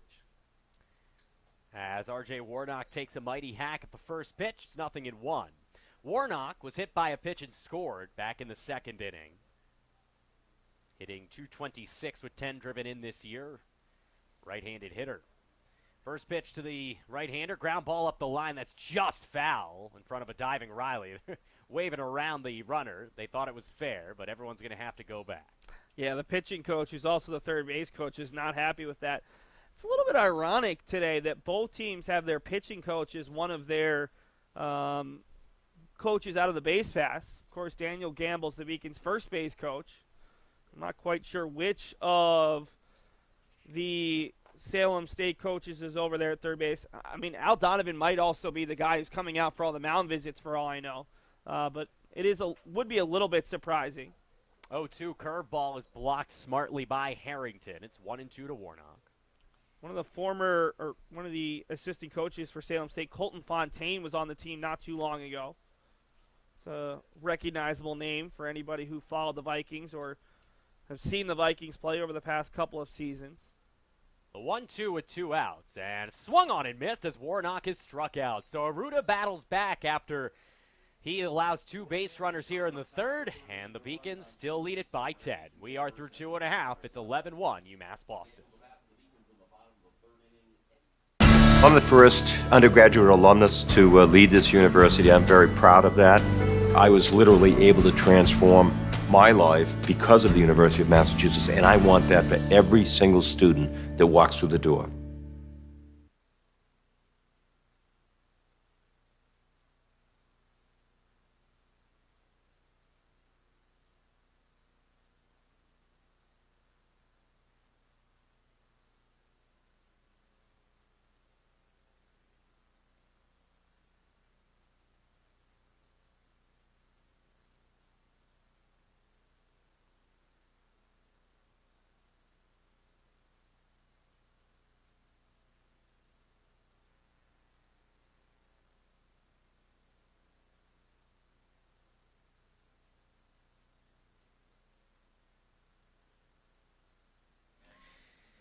New pitcher on the mound for the Salem State Vikings is Stephen Keskanidis. But first, you take a look there at the upcoming Beacon schedule. Tune in on Saturday for an exciting conference doubleheader against the Keene State Owls.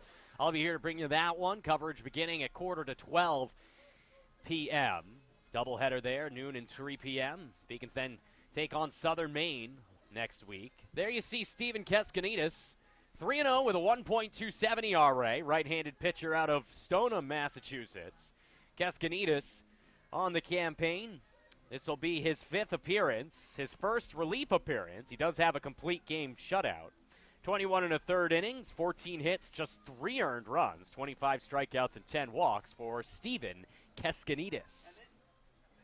This is really interesting because I was talking to some of the Beacons assistants trying to gauge who might be starting this midweek game for Salem State, and we all assumed that Keskanidis had to be injured because he hasn't pitched since the 30th of March. He's the team's top pitcher in terms of ERA. His 3 wins are tied for second on the team. And you look at some of his outings this year. Started the year back on the 6th of March, went 4 innings, didn't allow a hit, didn't allow a run or a walk, 5 strikeouts against Brandeis, so 4 perfect innings. Then 7 innings down in Florida against Marion, Wisconsin, allowed 1 hit and 3 walks, struck out 8. Struggled a little bit more against Concordia, Wisconsin in Florida back on the 16th. 5 2/3, 6 hits, 5 runs, 2 earned, 9 strikeouts versus 6 walks. But in his last start back on the 30th of March, a conference game, 4 2/3 innings, 7 hits, 2 runs, 1 earned, a walk, and 3 strikeouts. This is a guy with really good numbers on a team that has a team ERA of 6.09. When you look at it, if you take out Zach Duvall, who has appeared once and didn't get an out, nobody else on the staff, and I mean nobody, has an ERA of under 3.75. Even for the guys who have only pitched an inning or two, this is the only guy who has really dominated his outings, and he hasn't pitched since the 30th. Today's the 18th of April, so maybe he's just coming back from an injury, and that's why he's on a relief. But still rather surprising to see him here in this situation. Well, he should be fresh as the first pitch from Keskinidis is high for a ball. The batter is Eddie Riley as the Beacons have the top of the order up for the third time today. Riley's 0 for 2, believe it or not. He reached on an error to lead off the game and scored. He also flew out to left. The 1-0. That one's low, 2-0 to Eddie Riley. Got a lot of velocity behind that fastball. Struggling to pinpoint it, but you can see why. I mean, we're still waiting to see what his breaking stuff looks like, but has a better fastball than either of the first two pitchers we've seen. 2-0. That one is also low, so Keskinidis, having not pitched in a few weeks, comes out and immediately falls behind 3 balls and no strikes. It's 11-1 UMass Boston. John Scudras here with Seth Orensky on the Beacons Broadcasting Network. Here's the 3-0 pitch, and red light all the way from Eddie, and he takes it low, ball 4. So a 4-pitch walk from Keskinidis, and the Beacons begin the third inning with a leadoff base runner. It is the third consecutive inning to start the game. The Beacons have had a base runner. Fun fact on Keskinidis, he threw a no-hitter his junior year of high school, which is not surprising. Had 4 perfect innings against Brandeis, but the Salem State website gives you some fun Q&A questions. Couldn't find any career stats on Charlie, but on Steven rather, but that gives you a little bit of insight to what kind of pitcher he's capable of being. Kyle Boudrias will be the next batter to greet him. First pitch is a ball. He's come in and thrown 5 consecutive pitches out of the strike zone. Kyle is 1 for 2. He singled and scored in the first, and he grounded out and drove in a run in the first as well. Well, he's been out for 19 days now. Not in time on a pickoff to first. Close, though. Riley gets that hand in. Better move than most righties that we've seen recently. And already there's a little bit of light throwing in the Beacons bullpen. I think Arruda will get a second inning, but even a third inning might be out of the question today when the Beacons have this 10-run lead trying to get guys in. 1-0 pitch, laced to second. Singleton makes the play, and they'll get a double up Riley. All he had to do was tag the base. As the tag is applied by the first baseman, Toomey. Double play on a line out to Mac Daniel Singleton, 2 down. Well, John, after 6 errors in the first inning, Salem has now turned 2 double plays in the last 2 innings, and sometimes that's just the nature of baseball. Things go really bad, and then they'll turn. Well, they certainly heard about it from Al Donovan in the dugout after they went in after the first, as any coach would, after a 6-error performance in the first inning. As breaking balls on the outside corner, 0-1. Murphy today is 1 for 2. He reached on an error and scored, doubled in a run to make it 9-0 back in the first. That was a terrific slider that ended up right on the outside half. That's the kind of breaking ball you want to pair with that fastball. Low with a fastball, 1 ball and 1 strike from Stephen Keskinidis.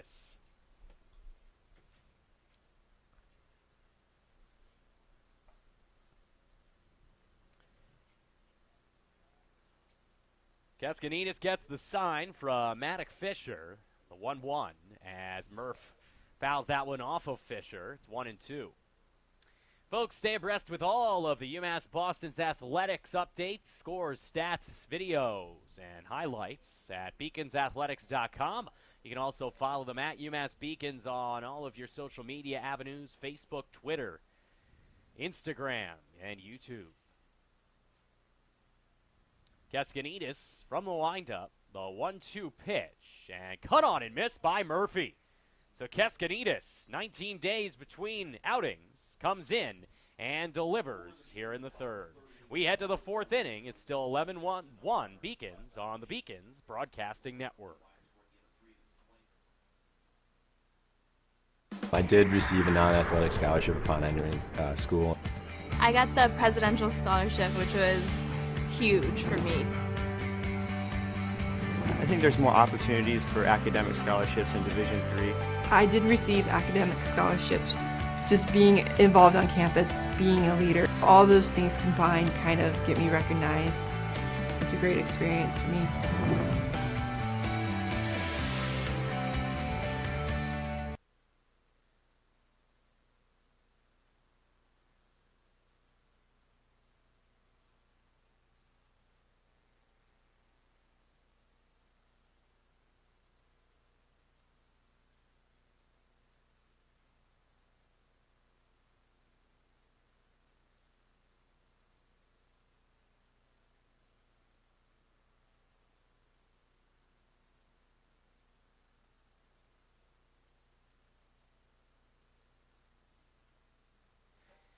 We have a new pitcher on the mound for UMass Boston. It'll be the third chucker for Brendan Igabrot's club as the left-hander Anthony Pescara will toe the rubber. Anthony, as you see, does not have a record, nor does he have an earned run allowed. In 4 appearances, he's gone 4 1/3 innings, given up 4 hits and no runs. He has no strikeouts and 2 walks. Anthony Pescara, a sophomore out of Hinsdale, Illinois. Pescara making his first appearance since April the 5th, where he struggled a bit, allowed 2 walks in 1/3 of an inning. Prior to that, he'd gone a scoreless inning against Roger Williams and Westfield State, and then went 2 scoreless innings, allowing 2 hits against Rowan.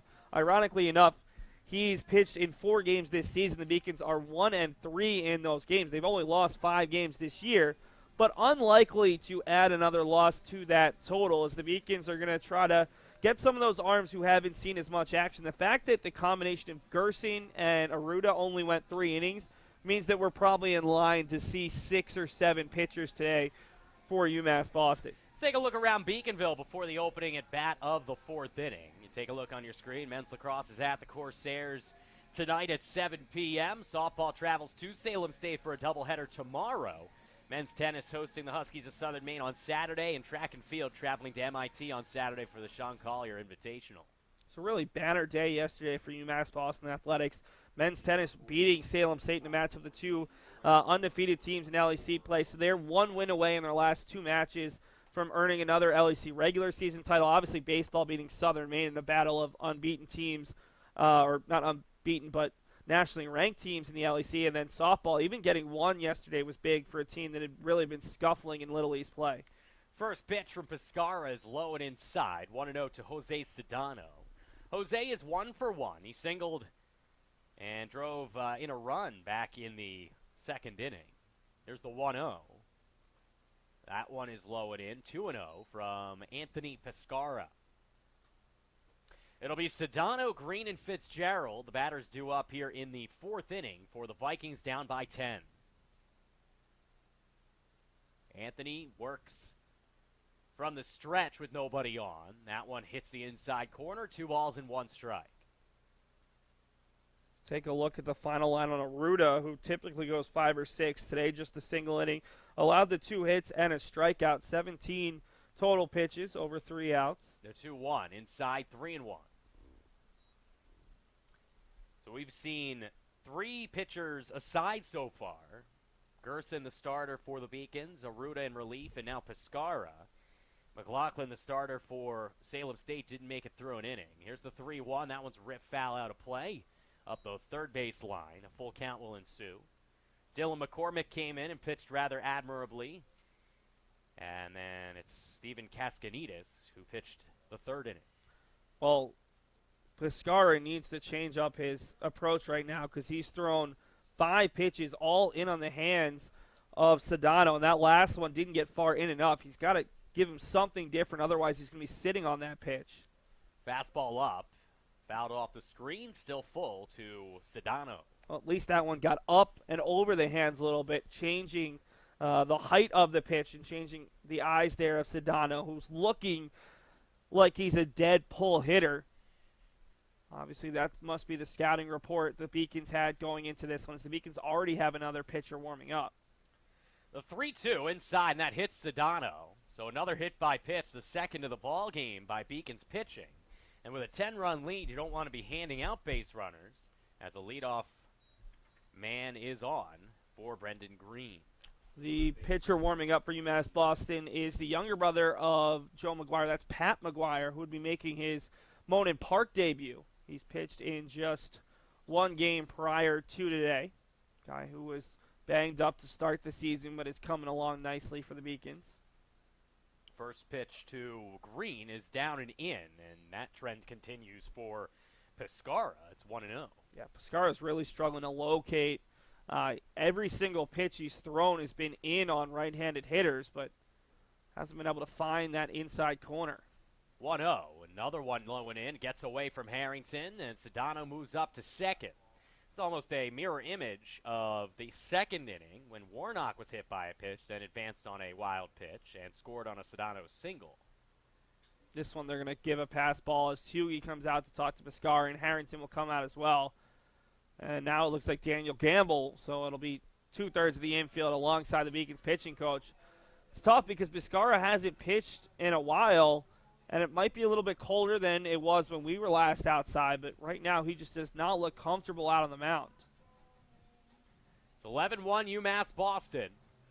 They came into play today riding a 12-game winning streak and certainly buoyed their chances for 13th with an 11-run first inning. Well, John, now that we have a moment and this game has slowed down again like it was in the bottom of the first, I've been doing a little research on famous Viking ships. Okay. Turns out there's not really a lot of famous Viking ships. Like I said, see, the Titanic's really the only ship that I'm aware of that's famous for, sinking. Well, yeah, I mean, it's not the only famous ship. Obviously, you have the Nina, the Pinta, and the Santa Maria. Well, there's also, I mean, you have some ships from fiction as well. The Nautical from 20,000 Leagues Under the Sea. There's other ship-related lore. Well, if we're diving into the realm of fiction, sure. Here's a 2-1. That one grounded to shortstop, gobbled up by Hughie. He bobbles it, and then he trips over himself, but still throws out the runner Greene. Good effort by Charlie Hughie, who not only bobbled the ball in a tough hop, then almost stumbled over his own shoelaces, it looks like, as he's tying them now at second base, one down. Yeah, he gave a look over to Dave Murphy, the Beacons' former shortstop, and was just kind of laughing at himself, and Murphy just stood there and said, well, I know I can make that play, so you should certainly be able to make it. Hughie just got a little bit ahead of himself, and now he'll take his time. It's a big out, though, for Pescara's confidence. This run comes in, it's not a big deal. Obviously, it'll mess up that sparkling 0.00 ERA, but Pescara just needs to settle in right now. The outs are certainly more important than a single run here with a 10-run advantage in the fourth. Brings up Pat Fitzgerald. Reached on a fielder's choice his first time up. Breaking ball outside from Anthony. First chance to face a left-handed hitter for Pescara. One down here with a man at third base in the top half of the fourth inning. Anthony from the stretch. The 1-0. Another curveball. That one missed a little high. Good frame from Harrington, but didn't get the call. It's 2-0.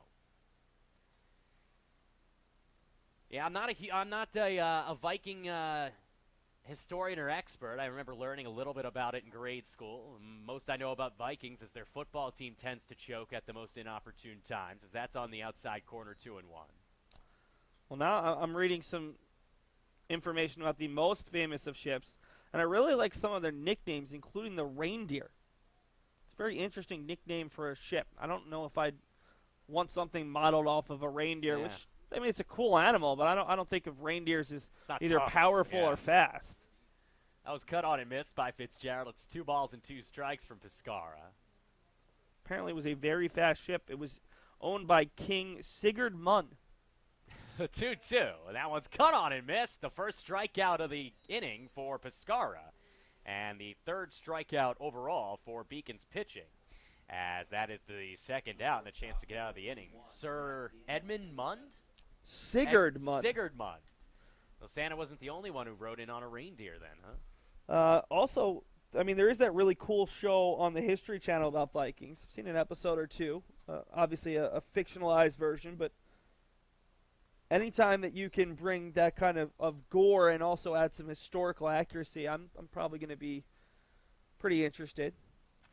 This is Mac Daniel Singleton, left-handed hitter and shortstop. He's 1 for 2. He singled in the first, caught stealing, and then flew out in the second. Here's the 1-0. That's up and away, 2-0.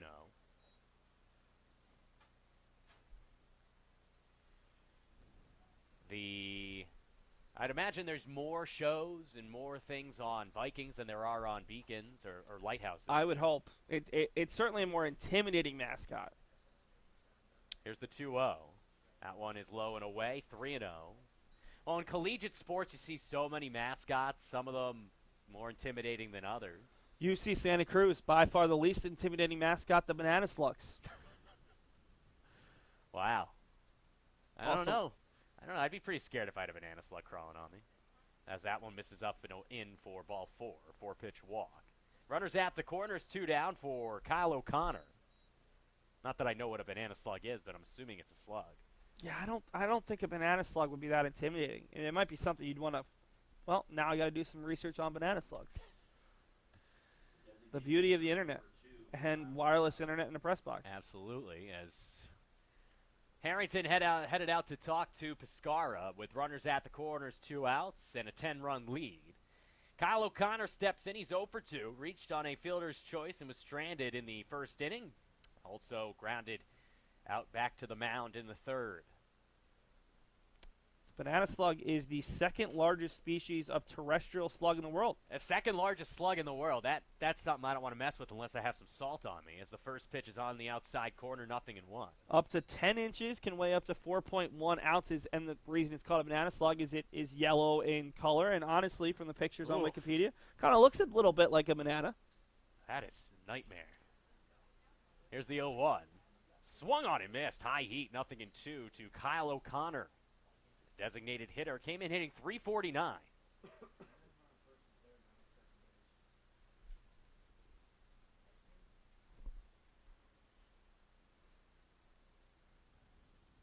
The 0-2 from Anthony Pescara. Swung on and missed on a beautiful curveball as Pescara battles back. He allows the leadoff hit by pitch, but then is able to get out of it with a couple of strikeouts. We head to the bottom half of the 4th inning. It's 11-1, UMass Boston. Cheer for the stumbles. The he shoulda had that's. And the tears that linger. For in those moments, greatness lies. There, you will find the provoked, the determined, the unified. It's in those moments that champions are born.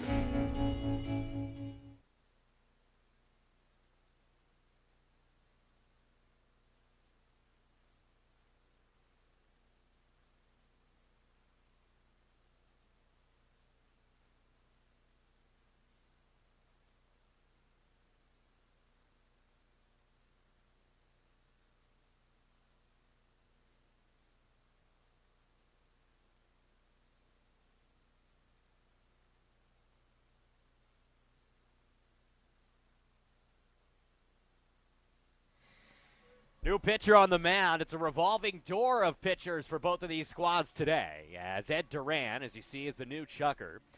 The left-hander comes in with an 0-1 record and an ERA of 6. Duran overall, this will be his 11th appearance. He has 1 save, 21 innings, 31 hits, 14 earned runs, 16 strikeouts, 9 walks for Ed Duran, a left-hander from Salem, Massachusetts. And Duran's coming off a really rough outing over the weekend on Friday. 2 2/3 innings, 6 hits, 6 runs, 6 earned, 2 walks, and a strikeout in a loss against Westfield State. He also allowed 3 earned runs in his previous outing back on the 10th of April against UMass Dartmouth. Has allowed at least 1 run in each of his last 3 outings. After pitching pretty well to start the year, gave up 2 earned runs in his first outing, but over his next 6 outings had allowed just 2 earned runs. So a little bit of a rough patch for the lefty. He was one of their more trusted relievers. And at this point, you're Salem State. I think you're going to see a lot of guys just get 1 inning today, save your starting pitcher, and maybe 1 long reliever for tomorrow, and then hope that everyone's fresh enough to go over the weekend when you play 4 conference contests. It'll be 4, 5, and 6, beginning with Chris Fowler. Chris is 1 for 2. He singled and scored in the first inning, and he reached on an error also in the first. Here is the first pitch to him from Duran, a breaking ball on the outside corner, 0-1. The other nice thing about conference play in the MASCAC is they play 7-inning doubleheaders.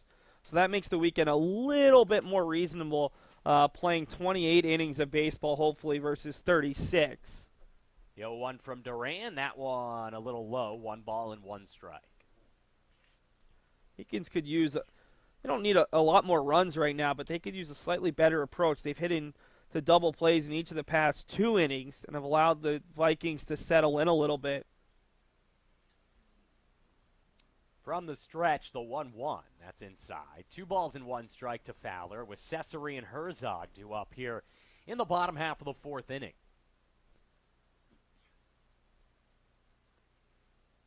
I think Josh Gerstein is out in the bullpen, the Beacons starter, just throwing a couple of extra pitches to make this almost like a full in-between outing rather than a start, as he only threw 19 or 20 pitches. And yeah, it is Gerstein, the second man out there in the bullpen for the Beacons alongside Maguire, just trying to get some extra work as he was pulled after 2 innings. I don't know the last time I saw that at the collegiate level, where guy was just still had so much left in the tank that he wanted to continue working on his pitches. That fastball hit the outside corner and was called strike 2. And then immediately Maddox Fisher went out to talk to Duran. Here's the 2-2, another fastball ripped out of play. Fowler directly contributing to a couple of runs in the first inning. The RBI single made it 2-0, and then reaching on the error by White, which was really in center field after Joe White ran over in front of the center fielder Fitzgerald and dropped the ball, made it 10-0. Here's the 2-2. That one laced to center field off the end of the bat. That's a base hit, as there's not going to be a play for the shortstop Singleton. Great piece of 2-strike hitting right there from Chris Fowler.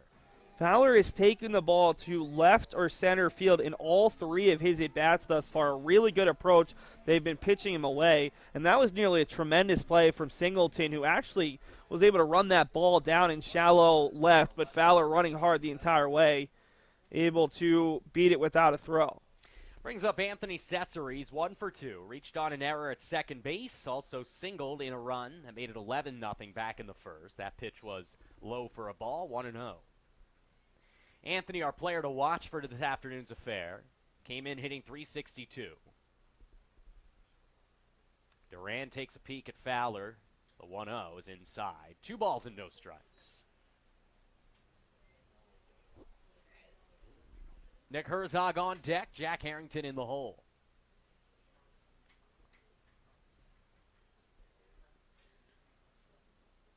Pickoff move to first. It's a beaut, and they do not get Fowler. He just barely got back in time. That was a nice pickoff move from Duran. Looks like Duran has a little bit of hair peeking out from the back of his hat, and he also dyed it. Yeah. So it's a very interesting look from the left side. Sometimes you see baseball and hockey players certainly have some of the more interesting hairstyles. That one is skied up towards the clouds in right field. Coming over Sedano on the line to make the play. And that is the first out of the inning. That was probably one of the higher pop-ups we've seen in the last couple of games. It's 1 down, and it brings up Herzog. Yeah, as you said, it looks like it's dyed blonde in the back, or at least in like a mohawk. Yeah, I don't even know what you would call this particular hairstyle. It's not your traditional mullet. Kids these days, as Herzog steps in. And that one laced foul up the first base line. I dyed my hair blonde for a day, but immediately went back when I realized I looked like, well, my sister said I looked like Bozo the Clown. I think I looked like the Easter Bunny. Either way, I had to go back. Yeah, neither one of those is a positive. No, not so much. Not that young anymore that I can get away with that, as the pickoff move's not in time. It's 11-1 UMass. Beacons had a couple players who dyed their hair blonde last year in support of the Puerto Rican team during the World Baseball Classic, who all dyed their hair blonde. That off-speed pitch is there. It's 0-2 to Herzog. Nick on the day, 1 for 2. Singled in a run in the first inning. Also struck out to end the marathon debut inning of this game. Speaking of Puerto Rico, did you see Francisco Lindor went deep yesterday down in Puerto Rico? Indians and Twins playing. Ground ball second base. Singleton flips to second for 1. On to first. A double play to end the inning. And that will retire the side. We'll have more on that when we come back. We head to the top of the 5th. It's 11-1 UMass Boston. Moving from Turkey, it was a rough journey for me because when you don't really speak the language that well and when you don't really fit in the crowd, it's very easy to disappear. But I decided not to give up, so, and UMass helped me.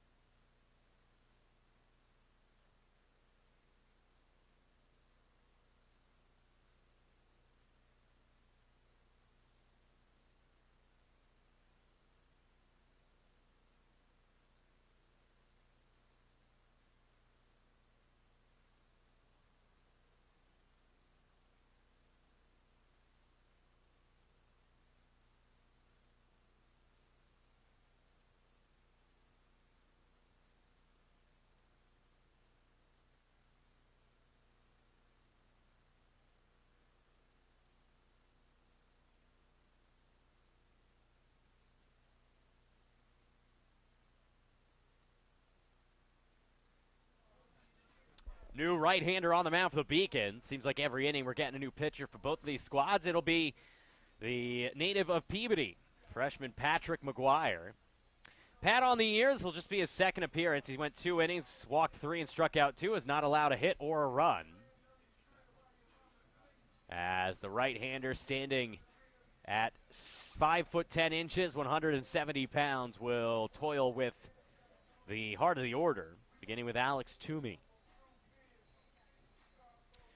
Through the first 4 innings, Beacons lead at 11-1. They've gotten the 11 runs on 7 hits. All but one of those hits coming in, 7 hits in the first inning, 8 total. 6 errors committed all in the first inning by Salem. Meanwhile, for Salem at the dish, they have 5 hits, but they've stranded 7 base runners through 4 innings. Large reason why they've not been able to make up the ground they need to make. But still plenty of time left as we head to the 5th. It's going to be 3-4-5, Toomey and White, followed by Maddox Fisher.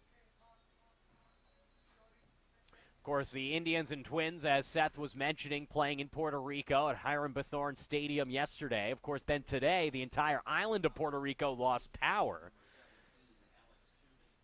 So we hope that they can get that back and resume not only baseball activities down there, but also continue the rebuilding after the Hurricanes ripped through that island last year. It's 1-0 now to Alex Toomey, who is 1 for 2 with a double.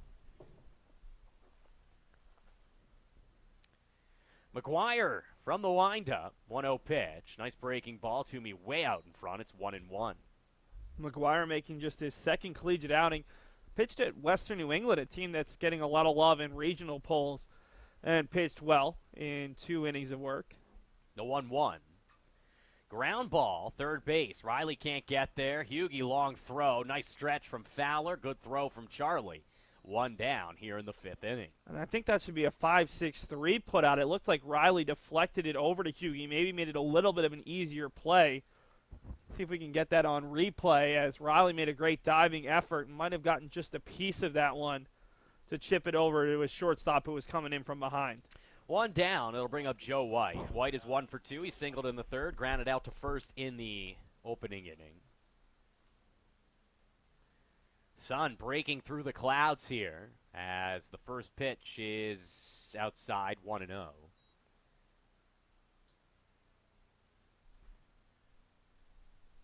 Take a look at the replay of the ground out to the left side as that one's cut on and missed. 2 strikes, 1-1 now to Joe White.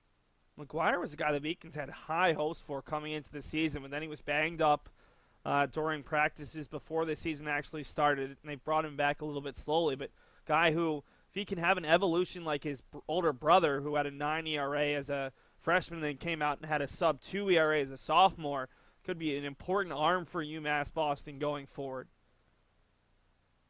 Vikings don't lose all that much, at least in terms of graduation after this year. Ground ball left side. Hughie will need a rocket in his right arm to get that one over. Nice effort, but not able to get Joe White. As we take a look at a replay of that last play made by Charlie Hughie. I think it's just there. You see a little bit. It's tough to tell if that far zoomed out, but I'm 99.9% sure that Riley got a piece of it. And it's nice to see Hughie coming in from behind, staying with the play. Brings up Maddox Fisher. He's a hitter with one out. Maddox is 1 for 2, singled and flew out. First pitch from Pat on the outside corner, 0-1. Interesting, a couple times Harrington's been a little bit late to get the glove to the ball. I don't know if Maguire's necessarily missing with his spot or if he just has a little bit more movement than Harrington's anticipating. That one fouled off the screen. 2 strikes now to Fisher with Warnock on deck. Yeah, I'm surprised he got that first pitch called a strike because it looked like Harrington moved the glove so far. A lot of times the umpire doesn't give you credit.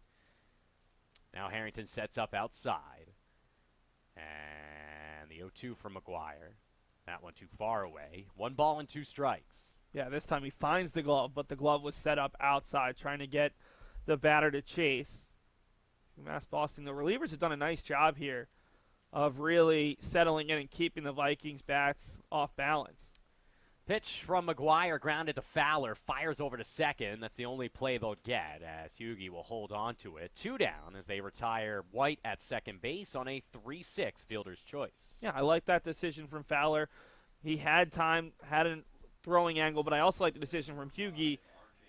Don't allow this to become a bigger inning. Don't possibly throw that ball away. Put a runner on second base with 2 down.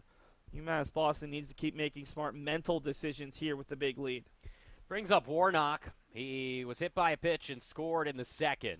He struck out swinging in the third. As the first pitch is outside, 1-0. We'll have Seth Orensky's interview with Brendan Eigerbrodt in between innings here coming up. 1-0 pitch is low. 2 balls and no strikes.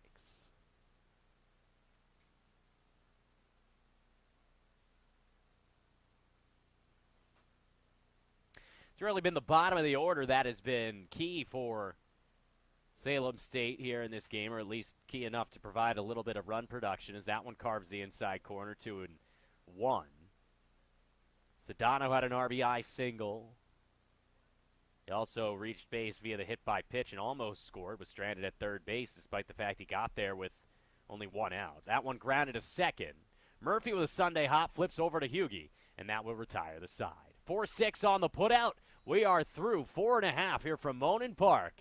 It's 11-1, UMass Boston. The 5-campus UMass system is the university that educates the workforce of Massachusetts. We recognize that we are truly here for a reason, and that recognition inspires us and drives us every single day.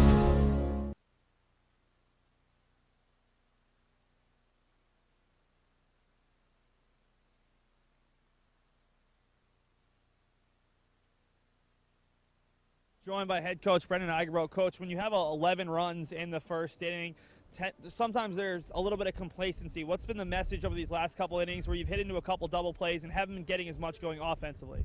Yeah, you keep playing the game, not the scoreboard, especially on a windy day at Monin Park. You never know what can happen, so you just got to keep grinding at bats, putting good swings on the ball. I think we've hit some balls hard. The one line out was a little bit unfortunate, but again, I think we can have some better ABs, coming up this next few innings. Last 2 innings we've seen Pescara and then Maguire, 2 guys who haven't pitched much in the month of April. What have you seen? What are you hoping to see out of the rest of your bullpen going forward? Yeah, I thought Pescara, once he settled in, looked very good, and Mags looked great. Mags is a guy we're really excited about. He's got a ton of movement on his pitch. He's getting back from some health issues, but I think as he gets healthy, I think you'll see his role really increase. Are we going to maybe a few more position players make their way in if this game continues to be largely? Yeah, for sure. We're going to try and get some guys some at-bats, keep them fresh, and we have a lot of confidence in our bench. I mean, a lot of them are just as good as our backups and our starters, so we'll get in as many guys as we can. Thanks so much for your time, Coach. Thanks, Seth. Seth Orensky with Coach Eigerbrodt moments ago. as Ed Duran will remain in the game for a second inning of relief work. We head to the bottom of the fifth inning. I'm John Skudris. The Beacons lead at 11-1. They've led for really the duration of this game. They took an 11-0 lead after one inning when they chased Andrew Mclaughlin, who was let down rather exponentially by his defense. Gave up 6 errors in the first inning and route to that 11-1 lead. Jack Harrington will be the leadoff hitter. Jack is 1 for 1. He singled and scored in the first, and walked and was stranded in the second. Of course, we'll see how long these starters remain in here for the Beacons. As Coach Egerbrodt just said, likely going to see some backups and some reserves make their way in as the game progresses, assuming the Beacons maintain this double-digit advantage. Duran from the stretch. And the 1-0 pitch is laced to the right side, and a base hit for Harrington. So Jack gets a chance to start today after a big extra base hit last night. And he is now 2 for 2, having reached base all 3 times. It's a leadoff base runner for Sal Frascino. Sal Frascino will not bat. As we said, likely to see some bench bats. Wanderson Pinales will step on in for Sal here in the 5th inning.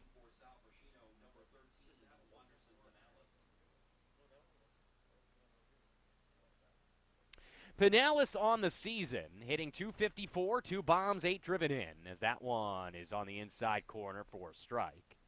0-1 to Pinales.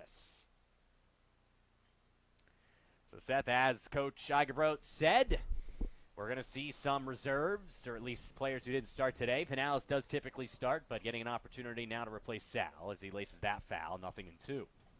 And Pinales was out of the lineup because of Frascino's big hit yesterday. But also because when he gets into a little bit of a slump, he tends to strike out a lot. His defense is superb. His base running is very good. But if you're not getting on with that speed, it doesn't help. So maybe a chance to refresh himself and refocus. It's so important for the Beacons to put the ball in play. 0-2. And Pinales laces it to right center field. That's a base hit. Heading on over to third is Harrington. Wanderson going to head to second. He'll get there. And as you said it, good base running from Pinales. It's a pinch hit double, and the Beacons have something brewing again. 2 men in scoring position with nobody out. Well, you can't teach speed, and that's Wanderson Pinales for you. Pinales, Frascino, and Herzog are the 3 guys, and even Hughie, the guy who's stepping out to the plate, are going to try for those extra bases anytime. I mean, that was a pretty good recovery job there from Fitzgerald out there in center to get over in time. It's just Pinales was going hard the entire way. And this is exactly what UMass Boston wanted. We talked about Al Donovan screaming at his team after the first inning when they committed 6 errors. Well, I went down before the 5th and then in between half innings, and both times Brendan Egerbrodt is happy to be leading by 10, but he's not happy with how his team has attacked these last couple frames. It'll bring up Hughie. Charlie is 1 for 2. He singled in the first, grounded into a double play in the second. Runner at third is Harrington. The runner at second, Pinales. Nobody out. Duran's first pitch is right there, 0-1. And typically, with Hughie's ability to handle the bat, this might be a bunt situation. But again, up by 10 runs, you're not going to take the bat out of the hitter's hands. So now Hughie gets a chance to swing away and possibly pick up a couple RBI. 0-1 is laced foul and off the facing of the new parking garage up the first base line. It's 0-2.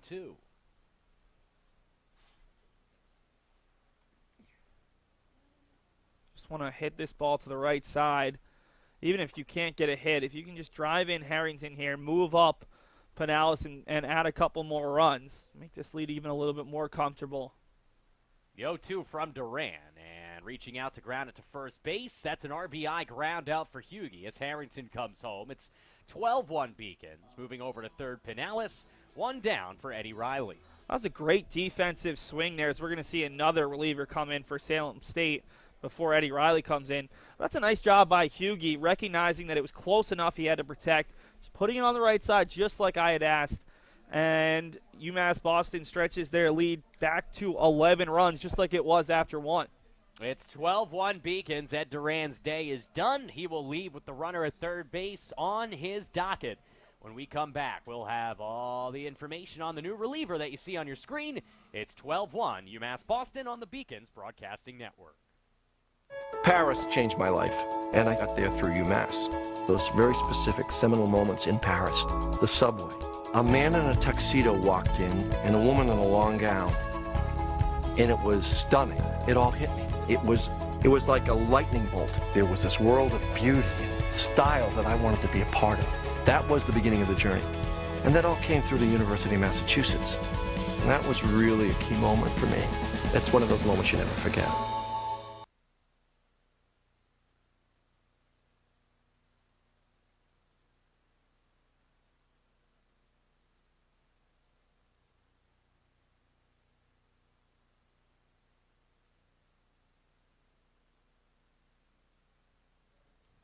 The new pitcher is another lefty for the Salem State Vikings. They have a plethora of them. It is number 22, Nick Aslanian. Aslanian stands 5'9", 170, a native of Lynnfield, Massachusetts. On the season, no record and a 6.75 ERA. This will be his fourth appearance. He has one start. 4 innings, 8 hits, 3 runs, all of them earned, 3 strikeouts, and no walks. And really interesting, he's had a result in all 3 of his prior appearances. Or actually, no, I'm just reading that column wrong. He's got a 0-0 record. But he hasn't gone longer than 2 innings, even though he did have a start. He's given up earned runs in 2 of his 3 appearances. Last week against Plymouth State on the 11th of April, allowed just the 1 hit, did not give up a run in 1 inning of work. Vikings went on to win that game against Plymouth State. They'll face off against the Panthers again tomorrow. And I mean, I sound like a broken record, John, but at this point, fill the zone up with strikes and try to work quickly. That's really the story for both teams, whether you're up by 11 runs or down by 11 runs. Until this game gets within 4 or 5, that's the big focus, is the Beacons now have another reliever throwing, but that might be Tyler Arruda. I think Tyler Arruda has followed the same course as Josh Gerstein and is getting in a full bullpen session after Arruda, who's been going 5 or 6, only went the 1 inning. At least Gerstein got 2 innings of work. But you look at the total pitches, the Beacons have had 4 different pitchers throw. None of them have thrown more than 36 pitches, and that was Gerstein, who went 2, versus everyone else has thrown 25 pitches or less over 1 inning of work. If I'm not mistaken, this is a 3rd left-handed reliever they've called on in this game. This is the 3rd left-handed reliever. They still have 3 in the pen, J.P. Reeling, as well as Brian Smith and Justin Horvath, as Riley is behind 0-1 in the count. Eddie is 0 for 2. He walked, reached on an error, and flew out. So they have 6 left-handed pitchers on a staff that only goes 13 or 14 deep. The Beacons only have 3 left-handed pitchers. One is J.T. Morin, a weekend starter. One is their starting center fielder today and a key outfielder in Sal Frascino, and then Anthony Pescara, who's barely pitched. 2 different minds in terms of recruiting between Al Donovan and Brendan Igerbo, putting a focus on lefties versus maybe not prioritizing it. 0-1 is cut on and missed by Eddie, 0-2. Pinales is at third base. Wanderson had a double earlier in this inning, as that came against Duran. Harrington has since scored on the RBI ground out from Hughie. That's Charlie's 16th run batted in, as that one is a little high. 1 ball and 2 strikes to Riley. It's 12-1 Beacons. They look to be well on their way to a 13th consecutive triumph. From the stretch, the 1-2. That one's lifted into left center field. It's going to be 13-1 as White grabs it with the bare hand, and by doing so is going to hold Riley to a single. But it is RBI number 25 for the 3rd leading run producer on the Beacons, Eddie Riley, coming home to score Pinales, and the Beacons are up 12, their largest lead of the day. That was a great defensive play by Joe White, an acrobatic play to make the jump catch with the bare hand, recognizing that Riley was thinking too. A nice work by Marcelo Cunha, our camera operator from above, to show you a pretty good view of that live. And really, I mean, White has committed 2 errors today, but he's been one of the more aggressive defenders for Salem State. You can't knock the hustle we've seen from the team's leading hitter. Came in hitting .415, and he's also played some aggressive defense in left field, if not some superb defense. Boudrias steps in. Kyle, very active today. Here's the 1-0 coming from Salem State as Kyle rips it deep into right field. Sedano on the run. That one is out of here. You can write her a postcard because she is long gone. It is home run number 1 on the year for Kyle Boudrias. A 2-run shot to right field, and the Beacons have taken a 15-1 lead here in the 5th inning. And if I'm not mistaken, I'll check with our director. I think that's his first collegiate home run, taking a little bit of the wind and using it, but that ball was crushed off the bat of Boudrias. Kyle Boudrias' first collegiate home run as he lifts the spirits of all in Beacons blue. They lead it by 14 as they put up a 4 spot here in the 5th inning.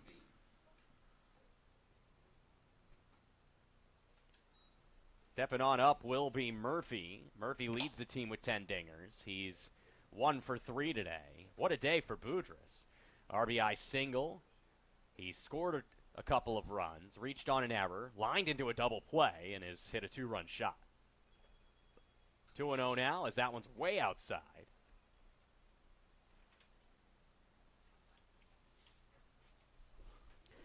Aslanian trying to settle down. Still just 1 out here in the 5th inning.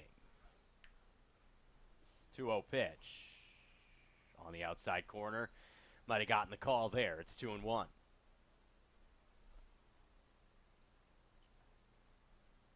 Single, double, ground out, single, home run here in inning number 5. As that one misses, it's 3 balls and a strike. And what I like is that our home plate umpires really kept a pretty consistent strike zone despite the lead ballooning out in the 1st inning. A lot of times you'll see umpires totally change the strike zone, give a couple extra inches on either side. Ball 4, so a 5-pitch walk for Murphy. And stepping on up will be Chris Fowler. Fowler's 2 for 3. Singled and scored in the 1st inning. Reached on an error in the 1st inning and singled and was stranded in the 4th. Has 1 RBI today. First pitch to Chris, breaking ball on the outside corner, 0-1. And just like that, that pitch might have been a little bit outside and low. Cesare on deck, still just 1 out. Aslanian from the stretch taking a peek over at Murphy. Comes home. The 0-1 ripped to second, might be 2. Gobbled up, fired over to Singleton, over to first, and that's a 4-6-3 inning-ending double play. We head to the 6th inning. The Beacons get 4 more runs on a couple more hits. Single, double, homer, and the Beacons lead it 15-1. We'll be back here on the Beacons Broadcasting Network. The University of Massachusetts Boston. It's just minutes from downtown, and the Princeton Review calls it one of the best values in the country. A nationally recognized institution of academic excellence and research, UMass Boston offers more than 150 undergraduate and graduate programs, 16 Division III sports, and more than 100 student organizations. To learn more about the opportunities waiting for you at UMass Boston, visit in person or online. UMass Boston, a research university with a teaching soul.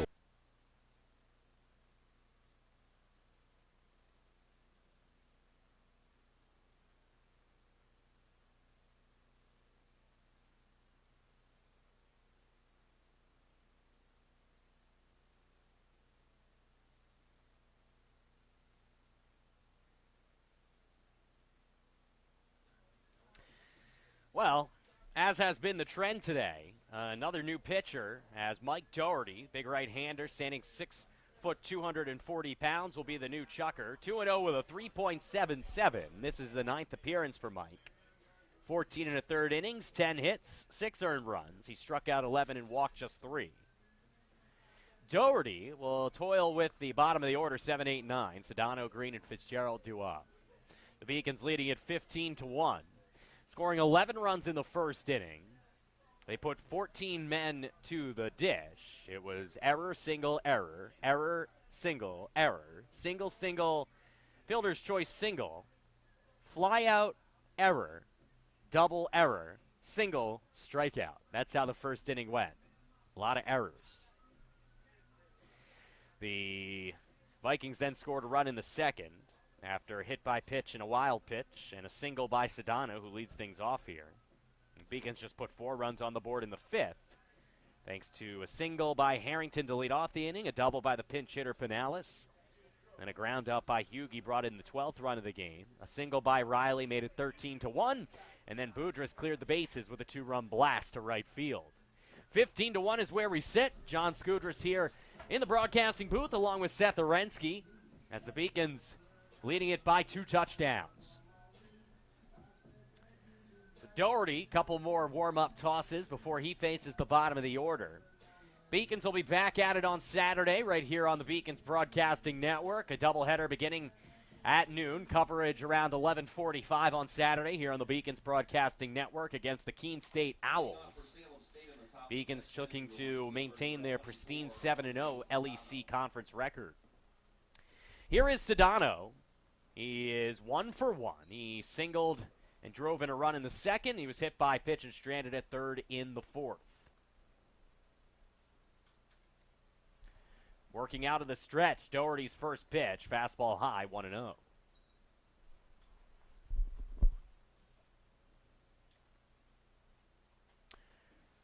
From the stretch, Doherty's 1-0, inside 2-0.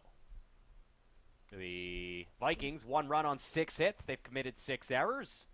Beacons, 15 runs on 12 hits, have committed just 1. The 1-1, curveball high, 2-1. And just to let you know, folks, there will be no mercy rule. Only in conference games may the Beacons have the mercy rule, not in non-conference. So we'll play 9. Here's the 2-1. High and away, 3 balls and 1 strike to Sedano. Beacons have really struggled to pitch to Sedano today. He's singled and been hit by a pitch. They keep trying to get in under his hands, especially Pescara in that last at-bat. Struggling to locate. He's very far over the plate. 3-1. Took some off of that one, and Sedano was way out in front, and the count is full. I don't know why it took me that long to recognize it, but he's protecting that outside portion of the plate. His lead, that left elbow, when he actually steps really into the box and closes his stance, is right over the plate. Absolutely. As he skies that one to deep left center. Moving in is Pinales. He'll make the play. 1 down on a fly out to center field by Sedano. First time the Beacons have retired the Salem State right fielder. I'm almost a little surprised the Beacons haven't made more changes at this point, with Pinales the only guy coming in. Nick Cotraro was taking some swings behind the Beacons dugout. I wouldn't be surprised to see Danny Brown, maybe even some of the freshmen. We haven't seen Kyle Brzezinski in a while. Nick Palma came on as a pinch hitter yesterday. First pitch here is laced into right field. Herzog's going to let it bounce in front of him. I think Nick just got caught in the middle, didn't want to let anything get behind him. And there is a 1-out base runner on Brendan Greene's first hit of the day. That was a bit of a cue shot right off the end of the bat, and it was right at Herzog, sort of tailing at him, and that's one of the more difficult balls to read as an outfielder. We're going to have a pinch hitter as Pat Fitzgerald's day is done. It'll be Sean Rebello, a freshman from Bellingham, as first pitch from Doherty is right there, 0-1. Rebello is hitting .222. This is his 13th game. He is 4 for 18. The 0-1 is inside 1-1. 2 RBI for Rebello.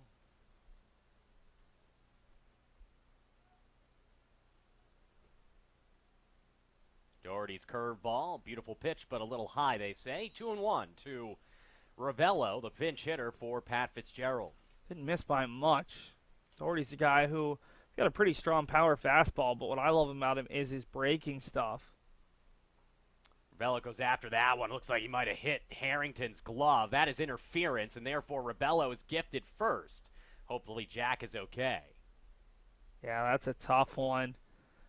Looks like Harrington took a lot of contact there. He's going to try to walk it off. I wouldn't be surprised to see the Beacons trainer, Tessa Martin, potentially step out. Looked like it might have even caught him a little bit further down on the hand as he continues to squeeze that catcher's hand. They're now taking a look at Harrington's left arm and left hand as he was hit with the bat by Rebello, who just came in to pinch hit. So Rebello reaches first on catcher's interference.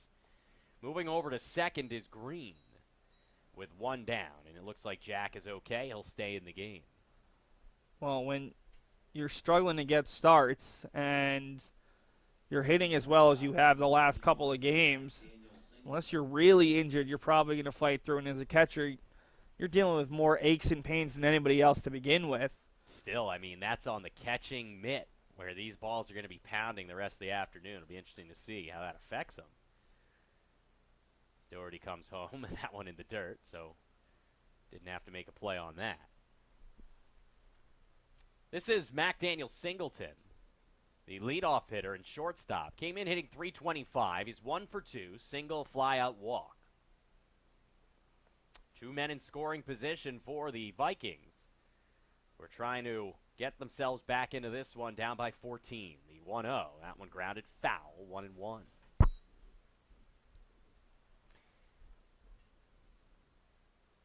Catcher's interference is just, it's one of the most difficult things to deal with, especially as a catcher, because it's your fault, but you also get the pain of having a batter hit you with their swing. So it's adding a lot of insult to injury.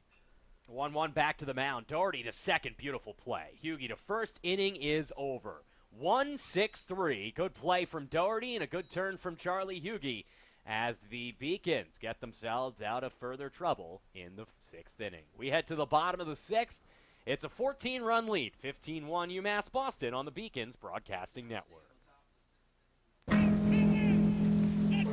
Celebrate the soggy shoes and the slow starts. Celebrate the lessons learned along the way.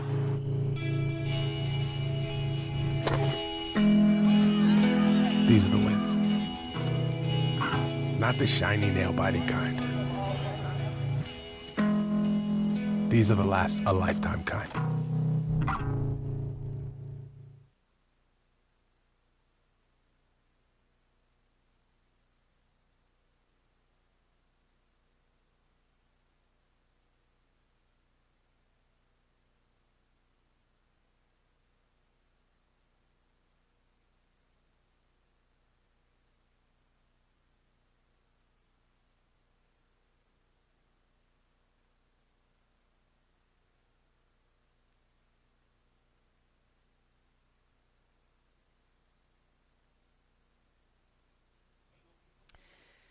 We head to the bottom half of the 6th inning, and it looks like we're going to start seeing some changes for the Beacons as Kyle Penny looks like he's going to be the new batter here for Cesare, who was due to lead things off. Penny does have a stick and is in the on-deck circle. And I think that's going to be a straight pinch hitting situation for Penny, where he'll come on and replace Cesare for just this one at bat, and it'll likely be either Nick Catraro or Danny Brown or one of the other Beacons outfielders, maybe even Luke Pilot coming on to replace him in left field. Also got a third baseman change over there for Salem State, as it's Matt Marquez, the junior third baseman, who comes on to replace Matt Greene. First pitch is on the outside corner, 0-1. Penny on the year is hitting 111. This is his 10th game. He's 1 for 9. Has driven in 2 runs as he launches this one deep to left field. White in front of the track will make the play. So 1 down here as Penny is retired on a deep fly out to left. Yeah, Penny had a double in his last at-bat against Worcester State a couple weeks ago. He's looking to add to that total, but just got a little bit underneath that one. So with 1 down, that brings up Nick Herzog, who will remain in.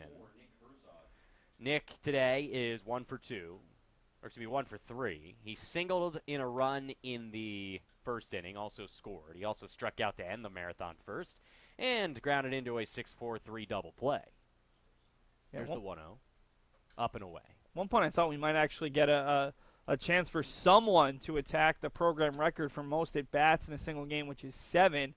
But right now, the Beacons' leadoff hitter, Eddie Riley's only had 4 at-bats through 5 innings.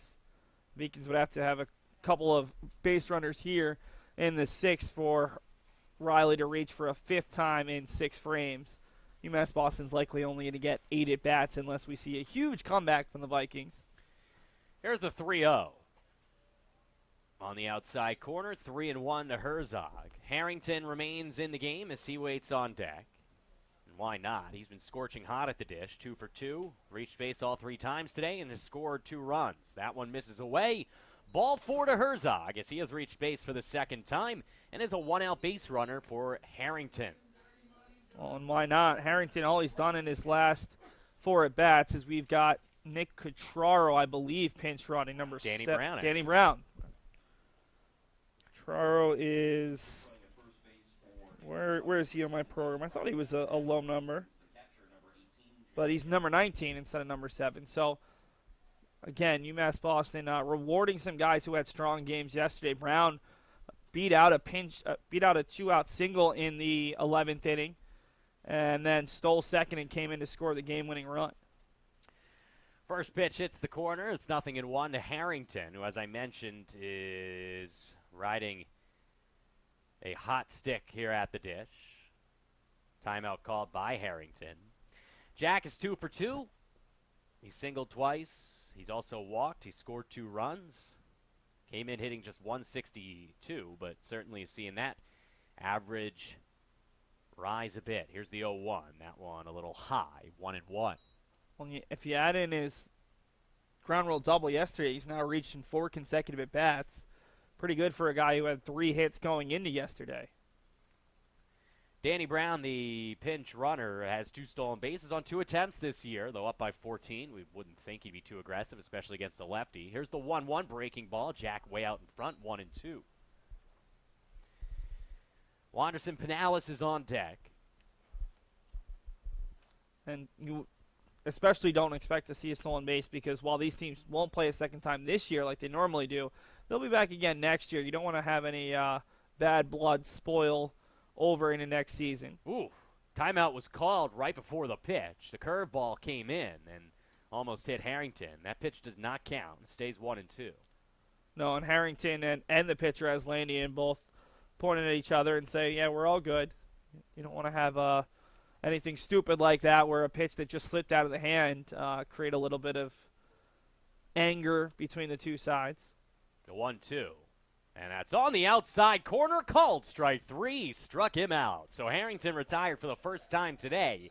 And that is just the 4th strikeout of the afternoon by Beacons hitters and the first strikeout looking. John, here's a funny stat for you. Salem State has left 9 runners on base. UMass Boston has left just the 1. Now, a huge part of that is the fact that the Beacons have hit into so many double plays. But still ironic that a team that has had left as many as they have has the 1 run, while the team that has scored 15 runs has left just 1 runner on base. That was all the way back in the 1st inning as they left Cesare on after he drove in a run to end that inning. Here's the 0-1, and Wanderson way out in front, 0-2. He was trying to hit one over the monster right there, and instead just way out in front. Beacons have had 12 hits. 7 of them came in that 1st. 4 of them came in the 5th. Here's the 0-2.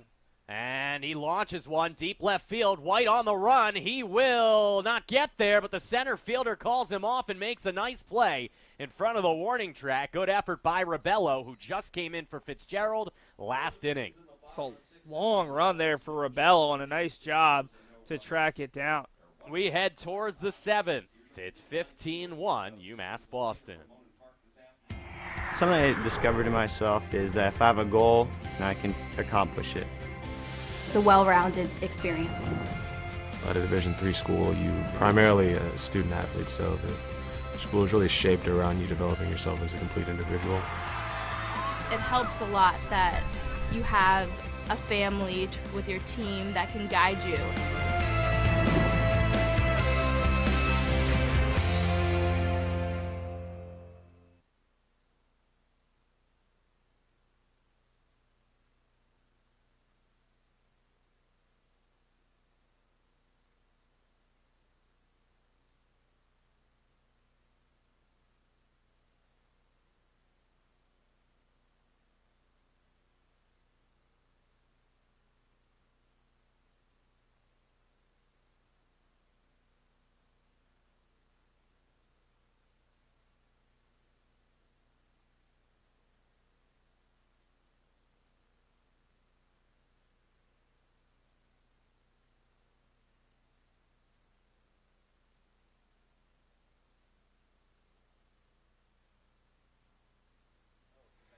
Couple of changes for Brendan Eigerbro's club. First off, as you see on your screen, Ben Gottesman, the right-hander, is your new pitcher, number 1 in your programs.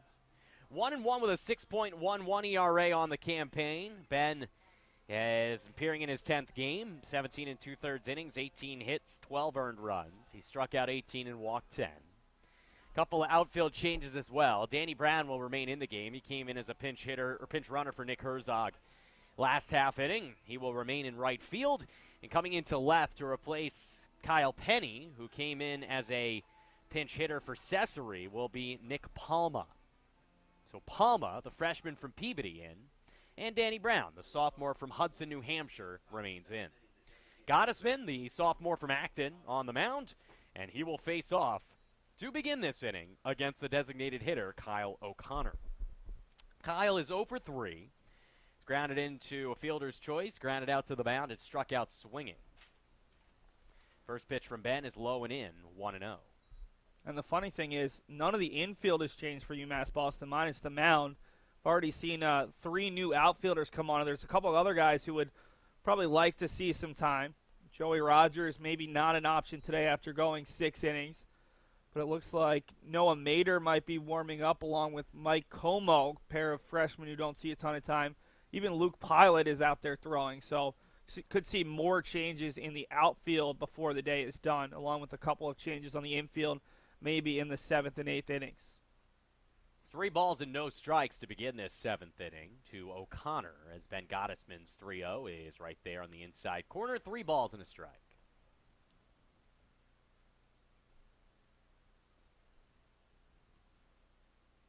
You look at the scoreboard, if you just look at the innings out there, it looks like a game. It looks 5-1. That's just because you can't squeeze 11 into a single inning. It is 15-1 as the Beacons scored 11 in the first. Battling back is Gottesman from 3-0 to 3-2. The payoff pitch swung on and foul tipped and not caught by Harrington. So the inning, or rather the at-bat, will continue. And I think the Beacons just trying to get guys work. Joe Maguire's now up warming, likely for the 8th inning, and I think we were told that Alex Carasoto will likely pitch the final inning. So UMass Boston is going to get everybody out there some work. I think Ryan Grande might be the lone guy who might have been available today who's not going to see innings we expect. Carasoto, as the 3-2 is fouled back. Alex, of course, does some work helping out here on the Beacons Broadcasting Network, especially during the winter. Bit of a character. Yeah, he and his Pittsfield partner, Steve Witkowski, great workers for the Beacons Broadcast Network. Steve is out for the season with a shoulder injury, officially ruled out yesterday. Palma had some trouble, makes the play, 1 down. But Steve is hoping that he can get a pinch hit at bat, at least record 1 outing in his senior season. So he continues to go to all the practices, the lifts, puts in a ton of time. The worst part about that, and I haven't talked to Steve about it, is you're sitting through all these games knowing you're not going to get in, and it's not warm. I mean, every time you go out there, you're expecting to freeze your butt off, and you don't have the chance to play. That's got to be tough for any of these New England spring athletes, and spring is in quotation marks. Yeah, it doesn't exist, as that one's a hot liner to Riley. 1 hopper off his glove. That's going to be a single, and trying to stretch it into 2, and doing so successfully is Alex Toomey. So it is a 1-out double for Toomey, and that will put a runner in scoring position for White. Yeah, that's a tough play for Riley, a really tough hop. Tried to reach out and get it, and the only positive was that he was able to keep the ball from getting into the corner. Hughie had gotten there just a little bit faster. They might have actually gotten the runner at second base. It was a strong throw, just a half second too late. Brings up Joe White, who's had an eventful day. He's 2 for 3 at the dish with a couple of singles and a ground out. He also committed a couple of errors in left field in the first inning. Also made a couple of good plays in left field since then. Here's the 0-1. That one is low. 1 ball and 1 strike. Maddox Fisher is due up on deck as he steps into the on-deck circle in a 14-run UMass Boston lead.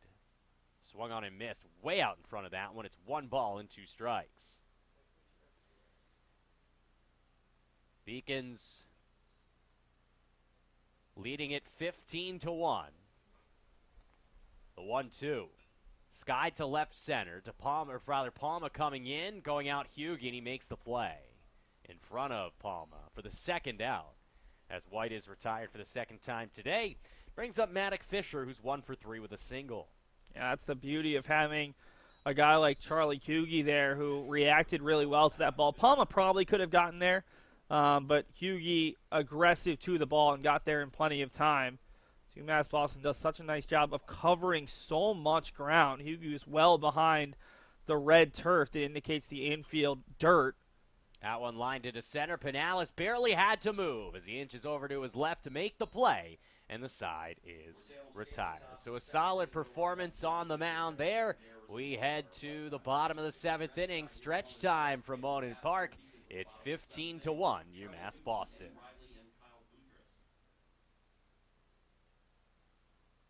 I'm the first undergraduate alumnus to lead this university. I'm very proud of that. I was literally able to transform my life because of the University of Massachusetts, and I want that for every single student that walks through the door.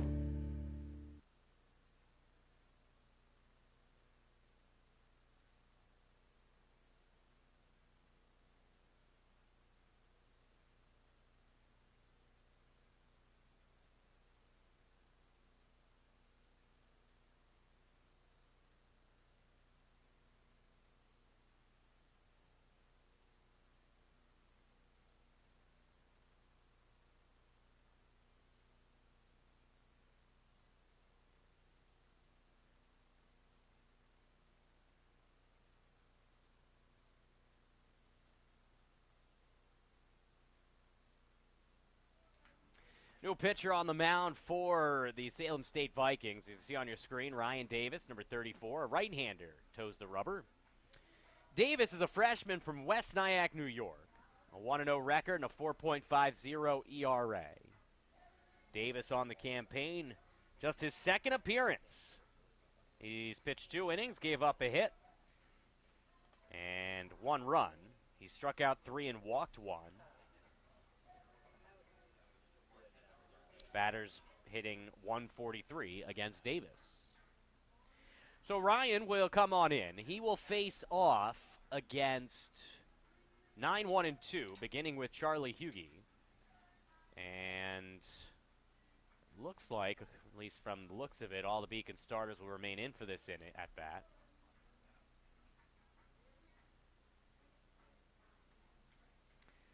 So Davis is the right-hander on the mound. And he will face the bottom of the Beacon's order before the top half, beginning with Riley. We are in the bottom half of the 7th inning. It's 15-1.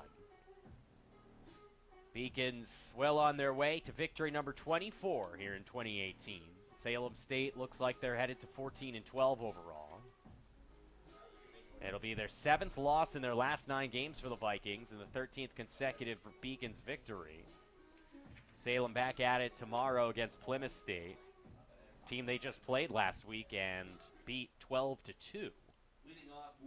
Beacons back at it against Keene State on Saturday.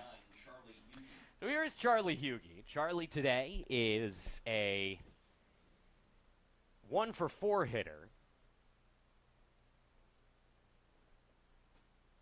Missing, somehow gets the call in the outside corner. Does Davis. It's 0-1.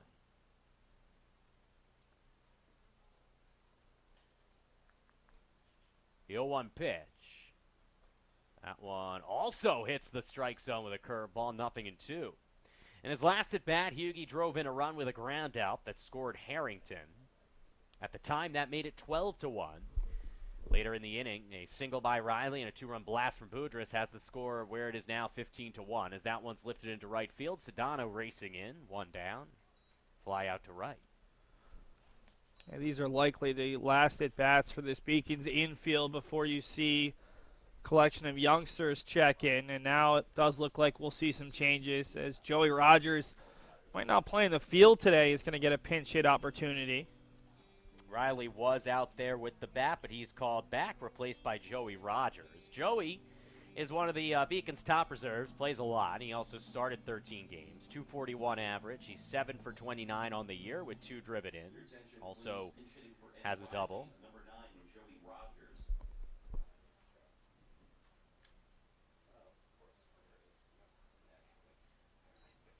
First pitch is right there. It's 0-1 to Rogers. Kyle Boudrias waits on deck, although looks like he might not be, as looks like Nick Catraro will be the pinch hitter for Kyle. As that one's chopped off the plate and foul behind. Really nice job by Davis of filling up the strike zone to start his outing. 5 pitches, 5 strikes. As both teams try to look to move this game along. We were off to a really slow start, 38-minute first inning, but now we're looking like we could finish this game in under 3 hours. That one missed. It's 1 ball and 2 strikes to Rogers with Catraro on deck. Charles mostly been a pinch runner as of late, so nice to see him getting at bat. Davis from the windup, the 1-2 pitch, curveball outside. Evened up at 2 balls and 2 strikes.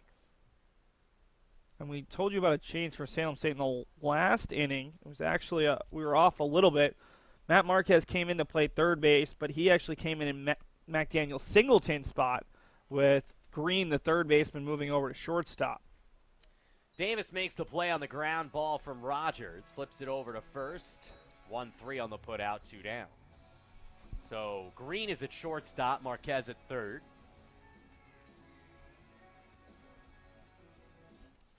Your attention, please. Pinch hitting for Kyle Boudrias. It'll bring up Nick Catraro.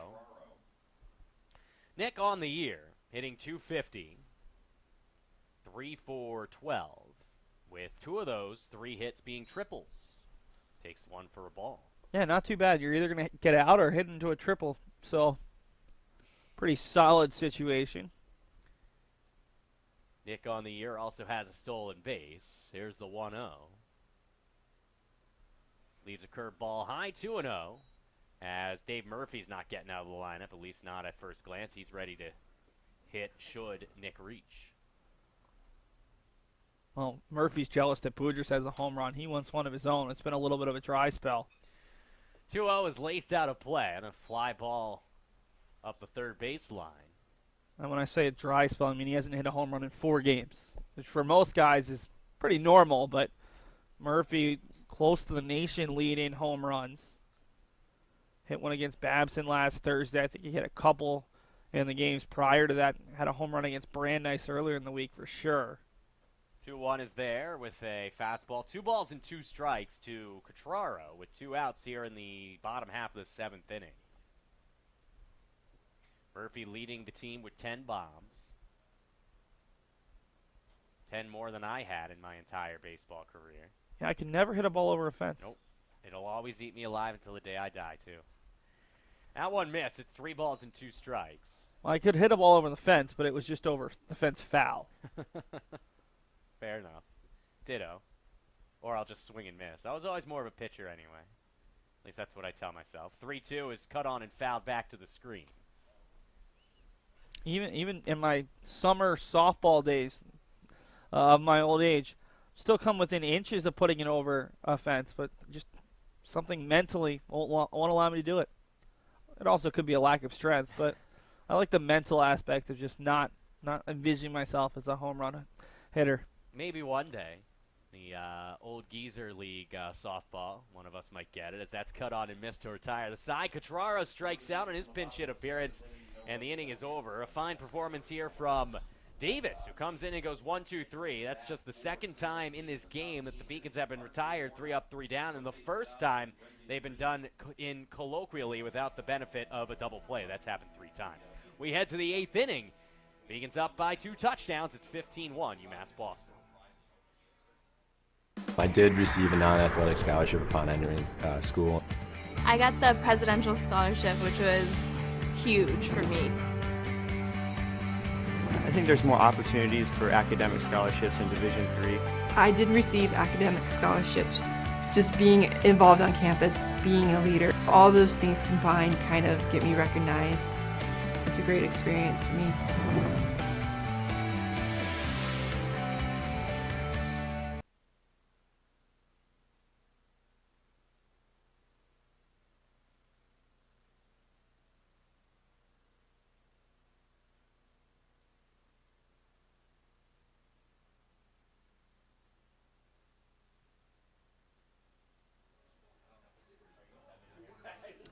We head to the 8th inning here from Monin Park. New pitcher on the mound for the Beacons, Joe Maguire, whose brother Pat Maguire made an appearance earlier in this game, is in. He's 0-1 with a 4.86 ERA. Joe on the year. This will be his 12th appearance, second on the team in that category behind Trey Mendoza. 16 2/3, 11 hits, 9 earned runs, 8 walks, 8 strikeouts. He's given up 2 doubles, a triple, and a home run as he's got a 14-run lead here in the 8th inning. We also have a defensive substitution as the new third baseman is number 36, Noah Mader. So Maguire out of Peabody and Mader out of Austin, Texas. And this is interesting. Joe is our 13th pitcher of the game. Not what we maybe expected coming in. The Beacons expected it to be a staff day. I just don't know if they expected it to be this much of a staff day. And this, interesting enough, this will be the first time at the collegiate level that Pat Maguire and Joe Maguire have pitched in the same game. Just Pat's second collegiate appearance. Beacons did use 6 pitchers in that game against Western New England, but Joe was not one of them. So 13 pitchers combined between the two clubs. Beacons scoring 11 runs in the first. They've got 15 overall on 12 hits. And we will have R.J. Warnock stepping in. R.J. is 0 for 2. He was hit by a pitch and scored in the second. He scored the only run today for Salem. He's also struck out and grounded out as he takes one on the outside corner. 0-1 from Joe Maguire. And remember, with a win today, the Beacons will tie the program record for longest win streak. Ironically, they've done it in each of the past 3 years, winning 13 games in April of each of the past 3 years. So, something about Monin Park. UMass Boston has gotten hot in April. And the scary part is, they're still not playing their best ball. I would say they played a decent first inning, and then it's really just been strong pitching and some decent defense. Murphy fires to first, and Fowler makes the play.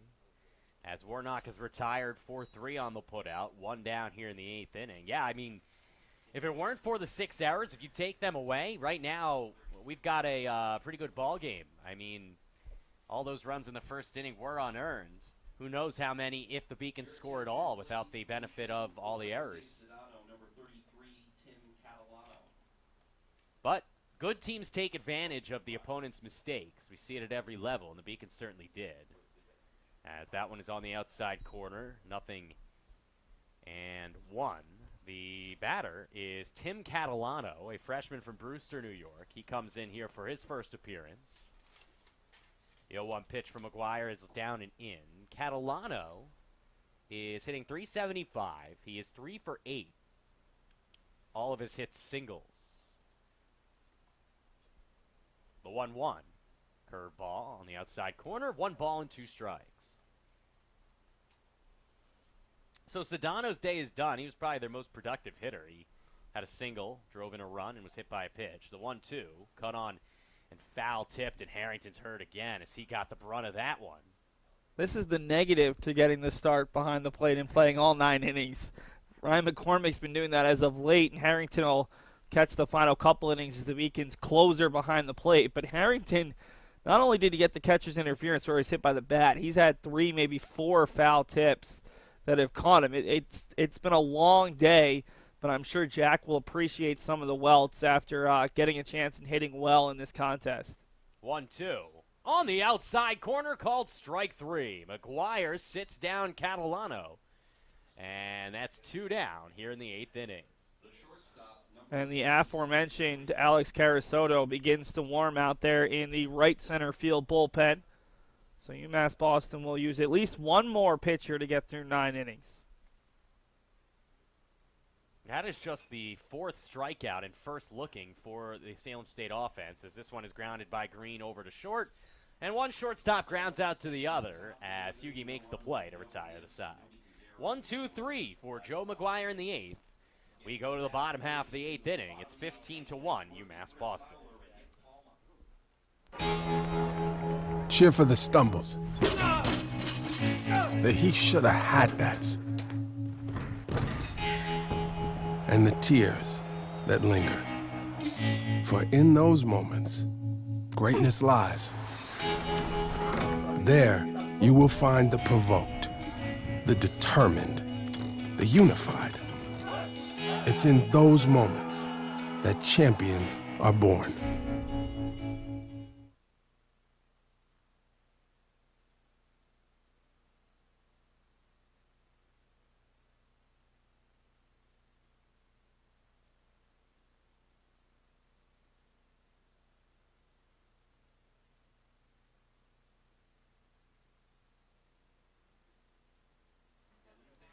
New pitcher, and it's another lefty. It's a side-arming lefty, Brian Smith, number 26 for Salem State.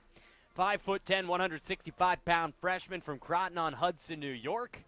As the side-arming lefty coming in with a 0-0 record. Smith making just his second collegiate appearance. He went 2 innings, gave up 5 hits and 4 runs while striking out 3 and walking 1. He gave up 2 doubles in that only appearance of his collegiate career.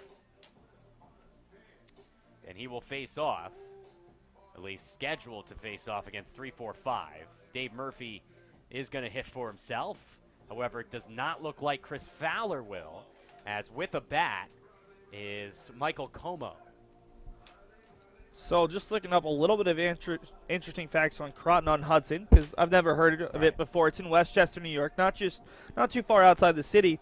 Upton Sinclair, who was one of the muckraker journalists back in the 1800s, who did some investigative journalism, was a former resident of the area. So that's a nice little fact. And it was named after a Clifford Harmon, who wanted to have a railroad right in the area that would be named after him. That was his stipulation for buying the land. And they have the Croton-Harmon Station. It's part of the Metro-North Railroad that connects right to New York City now. Fun facts. Bastion of knowledge. Yeah, I've never heard of it either. But having driven through that area probably 150 times between Boston and Philadelphia, I've heard of Nyack, I've heard of West Nyack, I've seen the signs. Obviously heard of Hudson as well. Never heard of Croton-on-Hudson, but maybe one day I'll stop by that railway and think of the submarining left-hander from Salem State, Brian Smith. He is going to duel with Dave Murphy. Not an easy first matchup, as Murph launches one to center on his horse, and getting turned around a little before making the play is Rebello, 1 down. Yeah, Murph's had a couple of good swings today, just hasn't fully been able to connect. So he continues to look to break out of that home run drought. Pinch hitter here for Fowler will be Mike Como. Como looking for his first hit. He is getting his first appearance at the dish, first at bat. He has come on defensively once or twice. Also as a pinch runner. Oh, no, it looks like he did have 1 at-bat and walked. Not an official at-bat, obviously. 1 plate appearance. Here's the 0-1. Scored after that walk as well. Takes a mighty hack, 0-2. It's not an easy position playing behind an honorable mention All-American who's one of the top hitters in the entire Little East Conference. Might get more opportunities in the future as that one is cut off and into the screen. 0-2. Looks like we're going to see Nick Palma bat next. He would be due up since he replaced Cesare back in the 6th inning. Here's the 0-2. In the dirt. 1 ball and 2 strikes.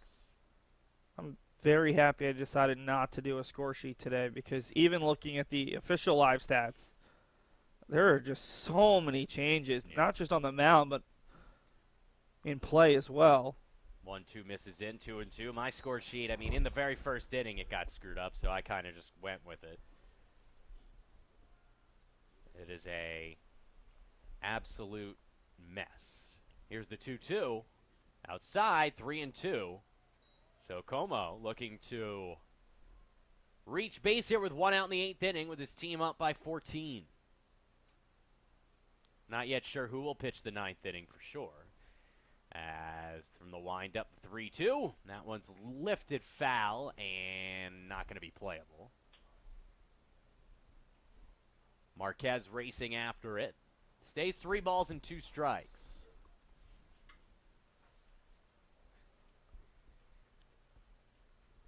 So the Beacons on their way to another victory. Their 13th in a row. ahead of some big conference games coming up. 3-2, high fastball cut on and miss for the second out. So Como goes down. And that brings up Palma.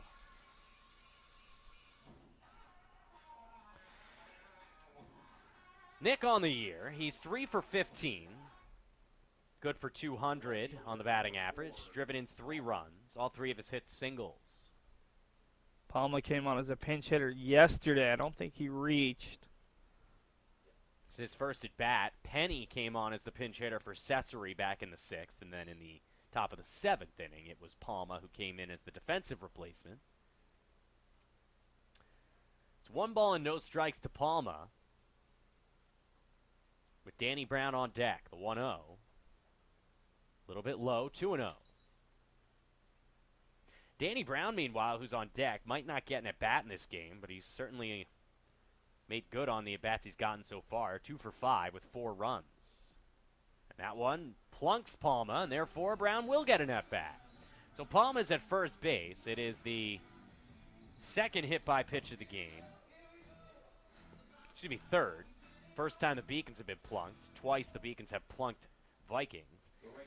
And that'll bring up Danny Brown, who, as I mentioned, hitting 400. He does have a double, part of a 2 for 5 season so far.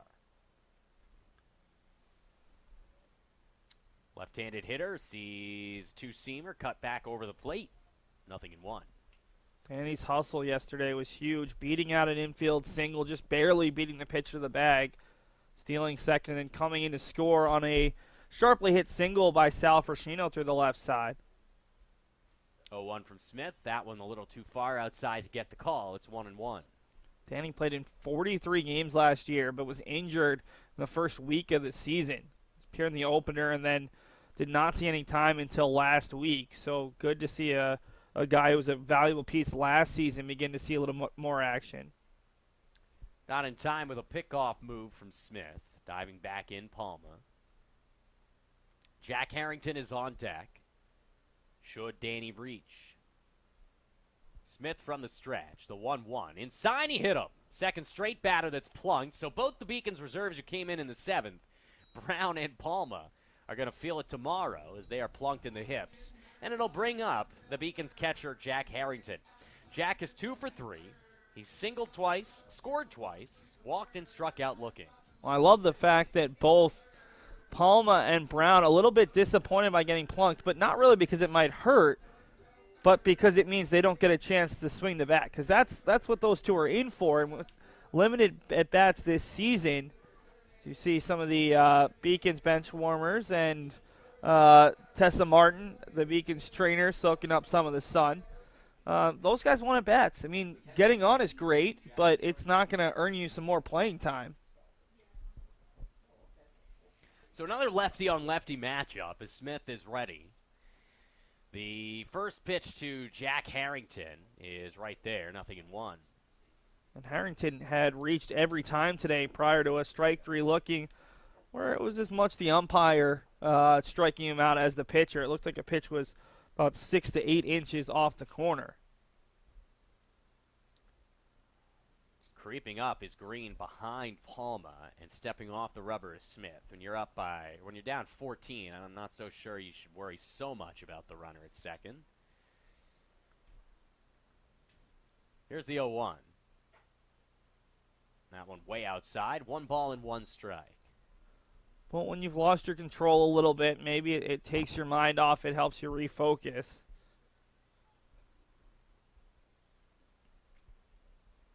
Smith gets the sign from Fisher. The 1-1. That one up and away. 2 balls and 1 strike to Harrington, who would like nothing more than to put a cherry on top of this one with a potential RBI hit. Yeah, if he can get a hit, he'd have the most on the day for the Beacons, already with 2, tied with Boudrias and Fowler. Both of whom are no longer in the game. Here is the 2-1. Jam shot foul, 2-2. Of course, Boudrias does have 4 RBI, including his first collegiate home run. A rocket to right field. The second time in the last 3 games that a Beacons hitter not named Dave Murphy or Chris Fowler has rocketed a home run to right field. Don't see it that often here. don't have a ton of lefty pop. That one popped up. Playable for Fisher. Haddock is over and makes the play. So Maddock Fisher makes the play to retire the side. The Beacons get no runs on no hits. They leave 2 men on base. Last chance for romance, and it would take a lot of it here for Salem State. They trail by 14 as we head to the 9th inning.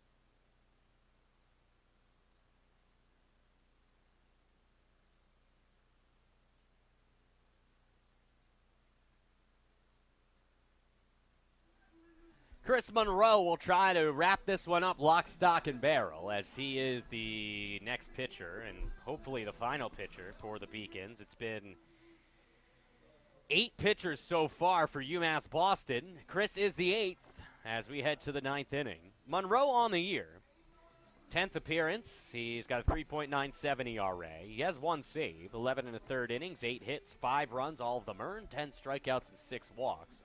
2 more changes for the Beacons. Como moves into first base in replacement of Fowler, who he pinch hit for, and Luke Pilot is the new left fielder for Brendan Eigerbro's club, up by 14. Well, not the guy we expected to close out, but another one of the Beacons' more reliable relievers. Monroe was the 4th reliever last season in a group of really three guys who were used quite often. Monroe's worked his way into a lot more action here as a sophomore after spending the summer with the Cortland Crush, and now this is one of the least stressful things as a reliever. Just come on with a 14-run lead and get 3 outs. Face Sean Rebello here in the 9th inning, who fouls this one back and out of play. Rebello reached base on catcher's interference his first time up. I think we have a new catcher as well. Yep. As the 0-1 is on the outside corner for a strike. Xander LaPlante, a freshman out of Londonderry, New Hampshire, is the new catcher. I think this is his first action behind the plate. Beacons have used everyone but their starting catcher of the 4. As Ryan McCormick got a well-deserved day off. Xander is making his debut, collegiate debut in the field. From the stretch, Monroe's 1-2 as Rebello slaps this one foul. Como to the left of the bag. So the only people who've stayed on the field for the entire day today are the Beacons' middle infielders, at least for UMass Boston. Salem State has a few starters who I believe are still in as well. The third baseman, Greene, moved over to shortstop. Toomey's still in the game. White's still in the they have 4 or 5. Here's the 1-2. Swung on and missed. He struck him out. And so Monroe begins the 9th with a strikeout. 1 down. And we are going to see it's going to be Marquez making his first appearance. Marquez came in the 6th inning for Singleton. First pitch to Marquez on the outside corner for a strike. Marquez on the campaign. He is hitting .257. He's got 2 doubles, a triple, and a homer. There's the 0-1. Breaking ball. Ooh, he ducked out of the way of that one and almost broke over the plate. 1-1. And he has a laugh with it with Xander LaPlante and the home plate umpire.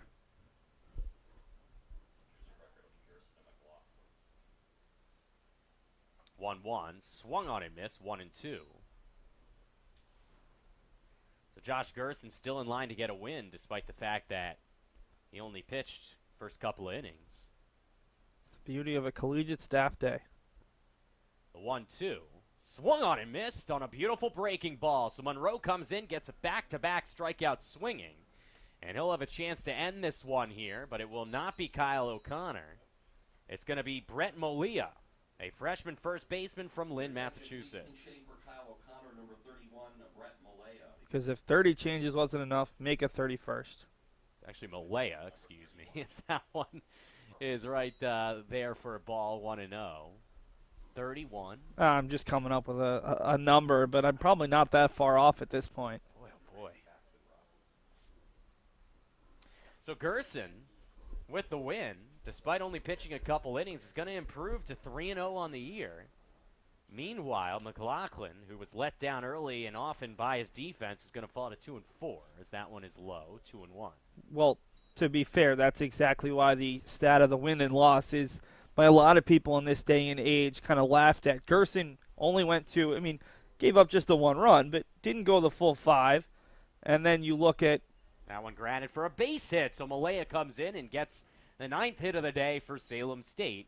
Keeps this game alive for Alex Toomey.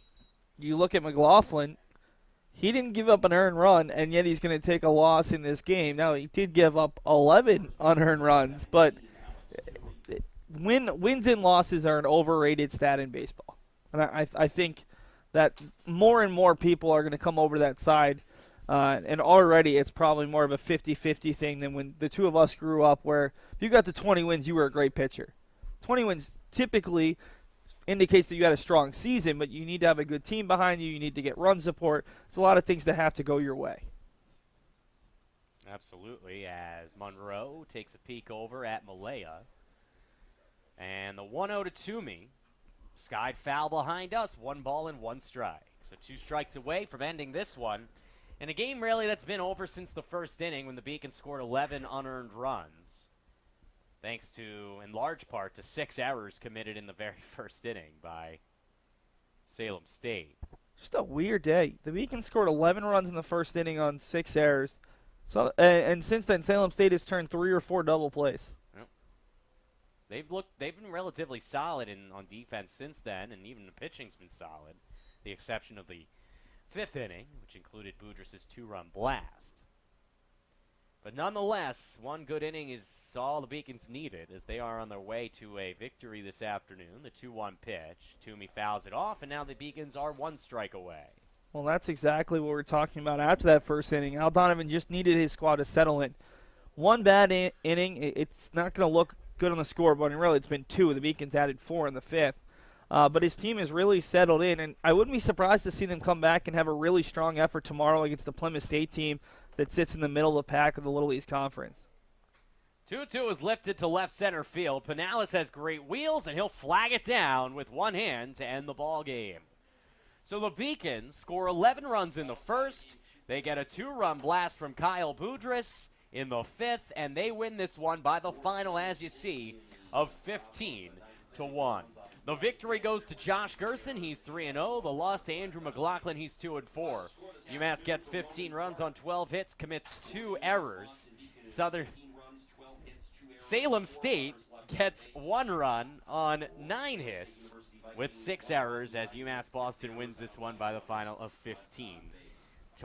Seth Orensky, we talked about it. They only needed the 1 inning to get the majority of their runs, but the pitching staff, where we saw the Beacons send out 8 pitchers, really pitched well.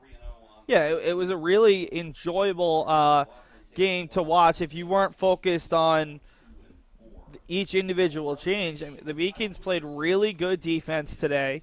Could have even played better defense if not for the Gerstein error that should have been a double play. And every pitcher came out and they attacked the strike zone. It's good to see for UMass Boston, where this is a slow week. They just have the 4 games.